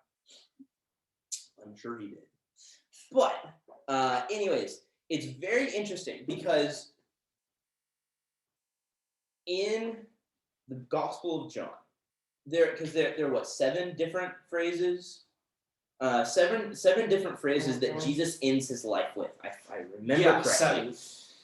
One of them is from the Gospel of John, and that is the one in which Jesus says, "It is finished," right before his death. The word that he uses in the Greek when he says "it is finished," he says "tetelestai." Tetelestai's root word is telos. So not only was Jesus saying it is finished, he was saying my goal in this life is finished. My end goal has become complete. My goal is over and done. Everything has been completed. My highest end has been achieved. So exactly. So go. Funeral sermon.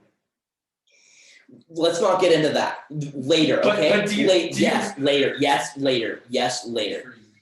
JT's been reading the Puritans. We're all really scared. But so this tetelestai and telos, it all just it's beautiful. And the thing is, Christ would have understood this. Paul would have understood this. John would have understood this. It's because Plato was written Plato lived 350 years before Christ. Let's set that up now. Plato lived a long time before Christ. A long time before the Romans even really popped up. That was Punic War days. Yeah, those are right around. Yeah. So they were just not, they hadn't expanded into Greece yet, or they were mostly looking toward the Carthaginians. They were sitting around in It most was of right the after the third Punic War that they conquered Greece, Mhm. which was right around 300. No, the third Punic War was 180. Yeah, you're right. No, it was 180. Yeah. The first. Those are the only dates I know because my history professor made me know all the Punic War dates. I don't remember the third one though. Anyway, sorry. It just this idea that Plato's whole philosophy was then used by Christ to point to the full extent of what he had done with his death. Just amazing. Absolutely amazing. Like, seriously. Super, super cool. Yeah, I know. JT's being very mad that we're not talking about the Puritans right now. Hush. Anyway, we don't have time for that. You understand this. Anyways, another interesting thing for Plato was he was, in the same way that he was a philosopher, he's also a theologian, because he looked at not only very reason-based, but he was also using reason to pursue the divine and the understanding of the divine and the afterlife especially. So it's also really interesting to see the progression of his belief of the afterlife. So when you first start off, the order of Plato's works that they were written is hotly debated by everyone. It's a very, very just Timaeus convoluted. has to be near the end. There's a general agreed upon order-ish. The individual things, who knows, but certain ones are known to be earlier versus later. One of the earlier ones is Gorgias. And in it, you get him talking about the rivers in the underworld. If you read Percy Jackson and you know about the river Styx and the Acheron, the Cocytus and stuff like that, that's from Plato. All of that is from Plato. The three judges that sit in the underworld, Rhadamanthus, Aeacus, and Minos, that's from Plato. Is it from earlier? Maybe. I'm not 100% sure, but I know it is from Plato because I've read it. What did he do? Greek mythology? He did a lot. He also created the entire myth of Atlantis, but yeah, that's Argue if the. it's a myth. No, it's We're not. not. It's not a myth. It's not a myth. We are It's not. a myth. We are not discussing. I literally Hush, took shush, a whole y'all. class. Both of you hush. Both of you hush. You and you hush. We're not talking about Atlantis. We're not talking about Critias. Okay? No. Anyways, I'm sorry. I'm having to control the rabble here. Yeah. So Plato did a lot for Greek mythology, Atlantis, all this stuff. A lot. There's so much that comes out of his writing because there's so much writing. This book right here. Look at this. This is nothing. This is a small portion. Most of this is the Republic. About half of this is just the Republic, which is one work. Nuts. Absolutely nuts. He wrote so much. But We truly are stupider than it's the true. ancients. Yes. Did he actually write it himself, or did like one of his students? Plato wrote it. So Okay. so that is what's interesting. A lot of the things that Socratic dialogues, Socrates' apology, his earlier works were dialogues of Socrates that he wrote down. Now, whether they were word for word, whether they were just his own works, we don't know. We do know Socrates was a real person, and we do know Socrates didn't write any of his stuff down. Yeah, I know like Epictetus like did not write his own stuff. It was one of his students. Yeah. So Same that's with Aristotle, right? Aristotle also didn't write a lot of stuff down. And he didn't. He wrote down a lot of the stuff we have of his is his lecture notes. That's why. I would also imagine we also have some of his more mechanically oriented. Yeah, I believe some of his more scientific escapades were documented more than like his rhetoric. Aristotle's rhetoric or his politics is mostly lecture notes. But the so Plato wrote his first stuff, his the Apology, the Crito, things like that. Those are Socratic dialogues, and as things move along, he still uses Socrates as the main character in his books. In his dialogues in the Republic, Socrates is there. It's not an actual dialogue that Socrates had. It is Plato using Socrates as a character to illustrate his own philosophy. Now, where it stopped being Socrates and started being Plato, still being discussed. But that's but Plato did write down his own stuff. Yes. Anyway, so talk about that. And as you move through, you get to one of his little bit later works. Gorgias is like early middle. This is more middle late. Is Phaedrus. Phaedrus is another dialogue with Socrates, and he talks about he's always talking about the afterlife and death and things like that. And in this, he talks about the myth of the winged charioteer. So basically the idea is such. Each person's soul is flying in the heavens with the gods. And each soul is in a chariot carried by winged horses. And they are following in the line with the gods. So the gods have 2 good-natured horses that carry their chariots. Mortals have one good-natured and one ill-natured horse. If they have to be perfect, they have to be in control of the 2 horses in order to not fall down to earth and become mortal.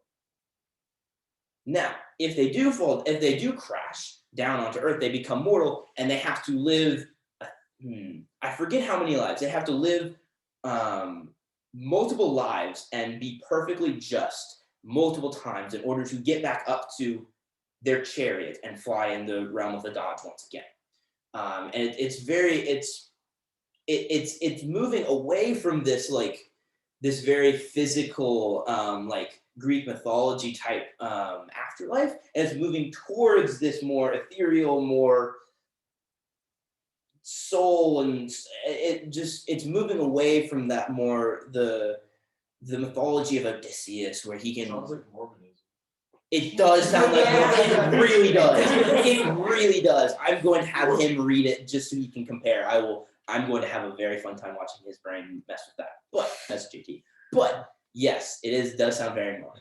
So we do have, and it's this, and as it progresses, it gets further and further on away from the traditional Greek mythology and more towards just an individual God who created all things, and he created the human soul that's imparted to them. It's a very, my opinion, Plato's a monotheist, for sure. Timaeus which is one of his last works. I think the only one later is probably Critias and the Laws. Critias is a direct sequel, so it goes Republic, and then Timaeus is a direct sequel to Republic, and then Critias is a direct sequel to Timaeus, and then the Laws are other stuff. But it's interesting to see his progression from there to what we read in Timaeus, which is explicitly each person has a soul and is imparted to them and all this stuff. And I'm going to read a passage in just a second that is just it sounds like something out of Paul's epistles. It is just I'll read it now actually. He is talking about how in this passage he's talking about the human soul, and he's just finished talking about how the body and the soul cannot be out of alignment. If you're working on the body, you must also be working on the soul. If you're working on the soul, you must also be working on the body. So if you're exercising and working out in gymnastics and things like that, you must also be studying and philosophizing and playing music and things like that. The body and soul must be in accordance or it causes issues. That is the thing he's just finished talking about. So Plato wasn't the first Renaissance man. No, not really. Kind of, because it was a little bit different. Okay. It's not like you should So do all of Renaissance these is things. still a footnote to Plato. Yes. Anyways, I'm gonna this paragraph here. This is from Timaeus for those wondering. It says, concerning the highest part of the human soul, we should consider that God gave this as a genius to each one, which has to dwell at the extremity of the body and to raise us like plants, not of an earthly, but of a heavenly growth, from earth to our kindred, which is in heaven. And this is most true, for the divine power suspended the head and root of us from that place where the generation of the soul first began, and thus made erect the whole body. He, therefore, who is always occupied with the cravings of desire and ambition, and is eagerly striving after them, must have all his opinions mortal, and, as far as man can be, must be all of him mortal, because he has cherished his mortal part. But he who has been earnest in the love of knowledge and true wisdom, and has been trained to think that these are the immortal and divine things of a man, if he attain truth, must of necessity, as far as human nature is capable of attaining immortality, be all immortal, as he is ever serving the divine power, and having the genius residing in him in the most perfect order, he must be preeminently happy. That's some real strong Romans 8:1-3 vibes. Yes, it is this idea that the part of the soul that you invest in most is the part of the soul that you will respond to and end up with most. So if you crave the desires of this realm, of the mortal realm, this like greed and things like, and desiring fame and things like that, then you will be all mortal, and your soul will become more mortal. But if you crave that of the divine and achieve truth, you will become more divine, and eventually, if you're able, you will truly become immortal and therefore become truly preeminently happy. And this was written 350 years before Christ. It is just the fact, in my opinion, getting back to what something Matt said earlier about this idea of general revelation, how God is evident in the world around us. He is evident in the things we see, so that no man is without excuse. In my opinion, Plato is one of the most amazing minds of all time, in that he was able to look at the world around him and almost find God. He was able to almost get there. Because this type of writing right here, now some of the stuff in Timaeus is a little bit weird.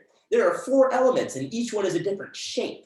So you've got the Fire is a tetrahedron. Fire is a tetrahedron, and Earth is a cube, and the universe is a dodecahedron, and all this stuff. It's some weird stuff. Like, I'm not gonna say he was all right. Of course he wasn't. But some of the stuff he thinks about the soul, and some of the things he reasoned from the world around him, it is absolutely spectacular. To see this kind of thing come from someone who was not a Christian makes me truly believe that there's no excuse. General There revelation. is no excuse. Did I say special?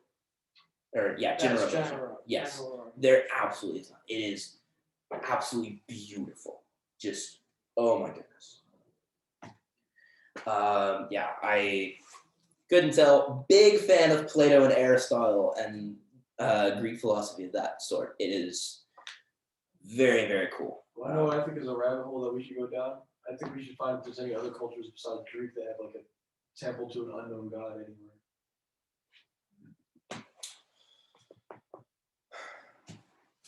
I mean, are we done? No, we haven't even touched forms yet. Ooh. Keep going.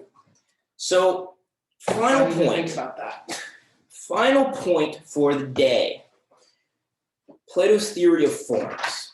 So, you study any philosophy or political science, you will most likely have heard about the allegory of the cave. Is everyone familiar with the allegory of the cave? How basically, I had to read that earlier this year. so basically, in the allegory of the cave, you can, if you go and you literally Google it, you can find a picture of it that explains it much better than I can. Basically, these prisoners are chained against a wall, and they're facing away from the wall against onto another wall in a cave. Behind them on the wall, there's a road. So they're here, the road is here, and then there's a great fire back here. And the fire casts a shadow onto the wall across from them. So they are here, and they're looking at this wall, and they see the fire. And then people walk past on the road holding images of things in the real world. And these images are cast shadows onto the wall. And so the prisoners have been kept here their entire lives. They know nothing else. So all they know is the images that are shown on the wall. And they think those things are real. And the allegory gets into all this stuff about the interpersonal, the politics of their interactions, and who is the most revered because he has the most brilliant ideas about what the shapes are and what sounds they make and things like that. But they have no clue. And so then someone is released from the cave. And he climbs out of the cave and goes into the real world. And he sees everything for what it truly is. If, say, there's a shadow of like a horse, they saw a picture of a horse, he would go and he see an actual horse. Be like, that's I know that thing. I've seen that thing before. So he truly understands it now. He is then taken back out of the real world and put back in the cave with his comrades that he left. And he begins to tell them of all these things that he's seen in the real world, and oh, that thing, that's a horse, and it moves and it runs, and they're like, what are you talking about? They think he's crazy because they cannot even fathom being outside of the cave. Yes, I know where your head is going. My head is going there too. So they cannot even imagine being outside of the cave and seeing things for what they truly are, because they truly believe what they are seeing are real because they have no other experience. This is the theory of forms. The theory of forms is that everything in this world has a perfect form. This Plato just marker. wrote the Matrix. Hmm? Plato just wrote the Matrix. I mean, he kind of did. Yes. You have a question, Luca?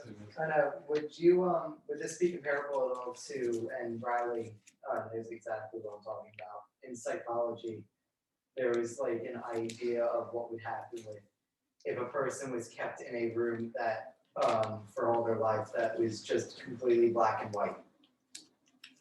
And then they came out and they saw colors for the first time, like what would they say, or like what would they think? It is comparable to that, yes. It is kind of similar to that. But basically, the theory of forms is as such. This is a marker, right? How do you know it's a marker? It writes on the board. It looks like a marker. It does things that a marker does. But it's not a perfect marker. But in order It dies to eventually. be, in order to be a marker, it has to be modeled after something else, the ideal marker. So there is out there, somewhere outside of the mortal realm, outside of the physical plane, there is a realm of forms. And each thing in the mortal realm, in the physical realm, has a corollary form. And it is one perfect form, one perfect marker that each marker is modeled after. Chairs is the example that is normally used. There's one perfect chair that each chair is modeled after. Now you can stipulate it and change it a little bit, but it is modeled after a chair, and it is a chair because it is modeled after the perfect chair form. Yes. So it's kind of like how when it comes to like measurements, there's like a vault somewhere in like France. that Yes, has it's exactly like that. Perfect meter. The that perfect meter, yes. determines all meter stick. Yes. So this is a little bit different because they like the meter sticks are like really close. The chair stipulates change it a lot from like the one form. Because like you have this chair and you have a metal chair, but they're all modeled after the same chair form. It's not like this exact chair is modeled after this has its own chair form. It's all chairs anywhere have one chair form. So, Excuse me. this is a really weird example.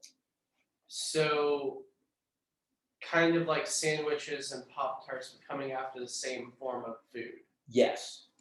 It's as if there was one perfect form of filled bread products. And from that form comes sandwiches and Pop-Tarts and ravioli and all of those sorts of things. I'd say there's a perfect form of food. It would like fill all the things that we want food to do. Okay. Yeah. But like then like you derive from that other foods, which you call it food, but maybe maybe its nutritional value is very good, but it doesn't taste good. Maybe it tastes good, but of course it's cake, so it's pure sugar. It's not good for you. That's a really good example. Yes. That's a perfect example. And so yes. Does this relate back to theology and the fact that the perfect man would reflect back to Christ? Yes. Absolutely. He just stole your thunder. He absolutely did. Yes. He stole my first thunder. Building up to He that. stole my first Give thunder. him a minute. It is, I mean, Second thunder. and here, the craziest thing, this is not in my notes. This connection right here is not in my notes. I know the theory of forms very well, and therefore I didn't even think about the theory of forms at all when prepping this seminar, because I know it, I can speak off the top of my head with it. I hadn't made the connection to, I have another connection waiting after this one. I hadn't even made the connection to the perfect form outside of this world that is Christ. And it is, first of all, astounding that I didn't. I'm so dumb. But second of all, just it is, again, what in the world? And the big thing about the theory of forms, we can never access the theory, the realm of forms. No copy can enter the realm of forms. No replica can enter the realm of forms. It is entirely separate from this realm. In the same way that we, as copies of God and as but faulty copies of God and faulty copies of Christ, we cannot enter into heaven because that is God's realm. It is the realm of the perfect. I was going to say perfection and then I stopped. The realm of the perfect, which we cannot enter because we are broken and imitations of the perfect. In the same way that this marker is an imitation of the perfect form of markers. You really just used Plato's theory of forms to do a gospel presentation. Yes, I did. Yes, I did. It is mind-boggling. Because I'm processing this right now. I'm processing this right now. I don't know. Hi, if you were watching this, my brain is broken just as much as yours is right now. I prepared this entire thing. I've been working on this for a month, and I didn't even think of that. You're welcome, Tucker. Thank you, Matt. Yes, thank you. And this just goes to show how stupid modern man is. Oh my goodness. The Greeks, vastly superior in every single way. Period. End of statement. Doesn't matter. Superior. That's off topic though. That's a return to monkey. That's used the chamber pot. That's a return to monkey statement for later. The final.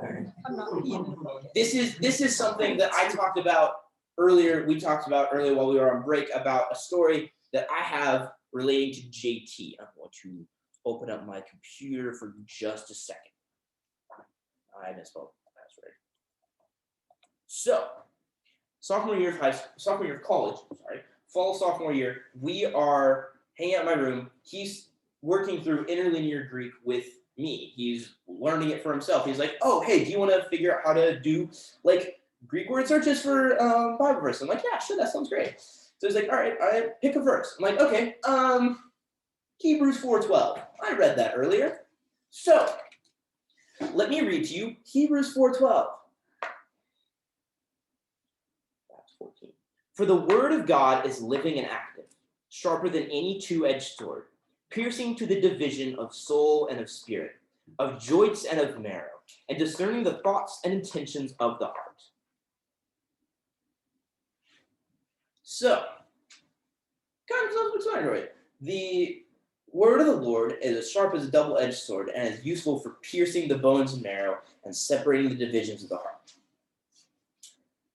If you look at the Greek here, look at in the interlinear Greek, it will show you citations of, other Greco-Roman works that this is cited from, other Greco-Roman authors. One of the words in here, I do not remember which, is cited from Plato. So me being me was like, okay, how does that make sense? Well, let's look at Plato's theory of forms. I think it was division, actually. It might have been division or soul and spirit. If the word of the Lord is living and active, sharper than any two-edged sword, and is useful for separating the division of soul and spirit, this idea of the soul and the spirit are, if we relate this back to the theory of forms, the soul and the spirit are impenetrable. There's a division that you cannot cross. Same with just like you cannot access the realm of forms. The division there is impenetrable to the soul and the spirit. But the word of the Lord is able to pierce that division and allow the spirit into your soul. It is able to pierce through that division and allow the Spirit of God to pour into your soul and systematically purify you and transform you in a way that nothing else can. In a way that you can't control and no one can.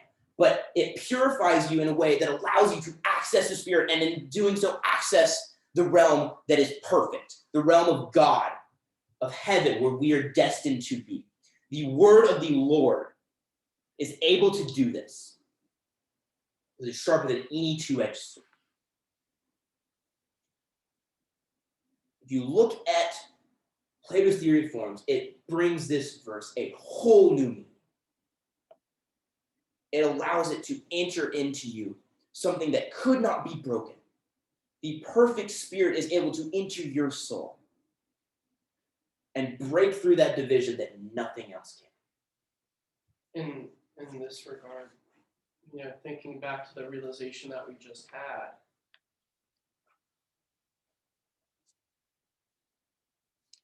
what does this mean? What does this mean when we think about sanctification and being made to be like God?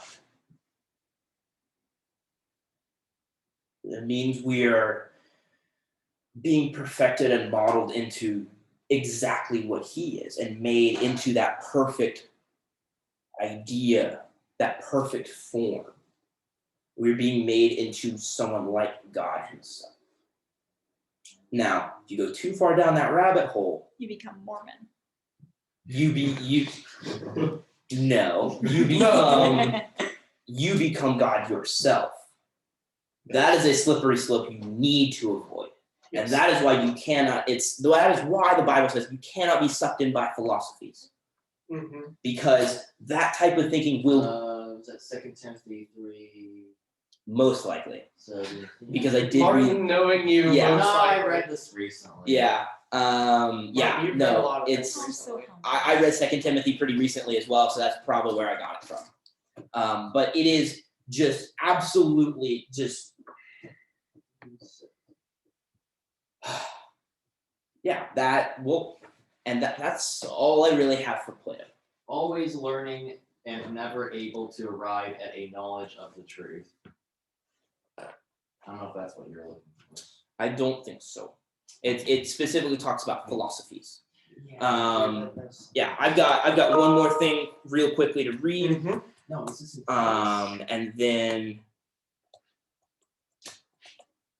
And then I will end the recording. With all this, I'm going to read a passage from this book. It's called From Achilles to Christ. It's where I grabbed a lot of the mythology stuff that I talked about, and by a lot, I mean basically all of it. Incredible. It's absolutely amazing. The book blew my mind. Super cool. It goes so much more in depth than what I do here. Amazing. Highly recommend. Colossians 2:8, see to it that no one takes you captive by philosophy and empty deceit, according to human tradition, according to the elemental spirits of the world, and not according to Christ. Yes. That I did also read Colossians recently, so that is exactly it. Yeah. And that is why the forms thing is a slippery slope if you go too far down. I think using it as to help understand the mechanism by which it does it is an interesting thought. But Yeah, basing there's a any reason sort that- of philosophy or theology on it is a mistake. It says don't let philosophy take you captive. Mhm. So I think You that may that utilize leaves it, some but room do in not there. let it become your There's master. room Yes. there for utilization. Yes. Yeah. And that is why this entire thing was able to be given. I've been, again, as I said, walking this Yeah. line very, very closely, and I'm trying not to say this points to this. I think it does, but I don't know. Yeah. Anyways, I'm gonna read the last paragraph of this book because it just really sums up. It specifically talks about the myth portion, but I think and it really speaks to that. But I think the history and the philosophy things are kind of self-explanatory. So I'm gonna read it. It says, Christians are oftentimes the first to distance themselves from that which is mythic, not, as they try to convince themselves, because they are believers, but because they absorbed, generally unconsciously, the modern world's suspicion of fairy tales. Yet the hunger remains. A hunger that has, I believe, sent many young people rushing into the arms of the neo-pagan New Age, in search of a lost sense of the numinous and the sacred. Despite 250 years of Enlightenment rationalism, they still yearn. And if they yearn, then they can be wooed back. Perhaps not directly to Christ, but at least to a pre-Christian mindset that will open the door for a later embrace of the historical God-man. Lewis's Chronicles of Narnia and Tolkien's Lord of the Rings have carried on the wooing with great success. Childhood precedes adulthood as the seed the tree.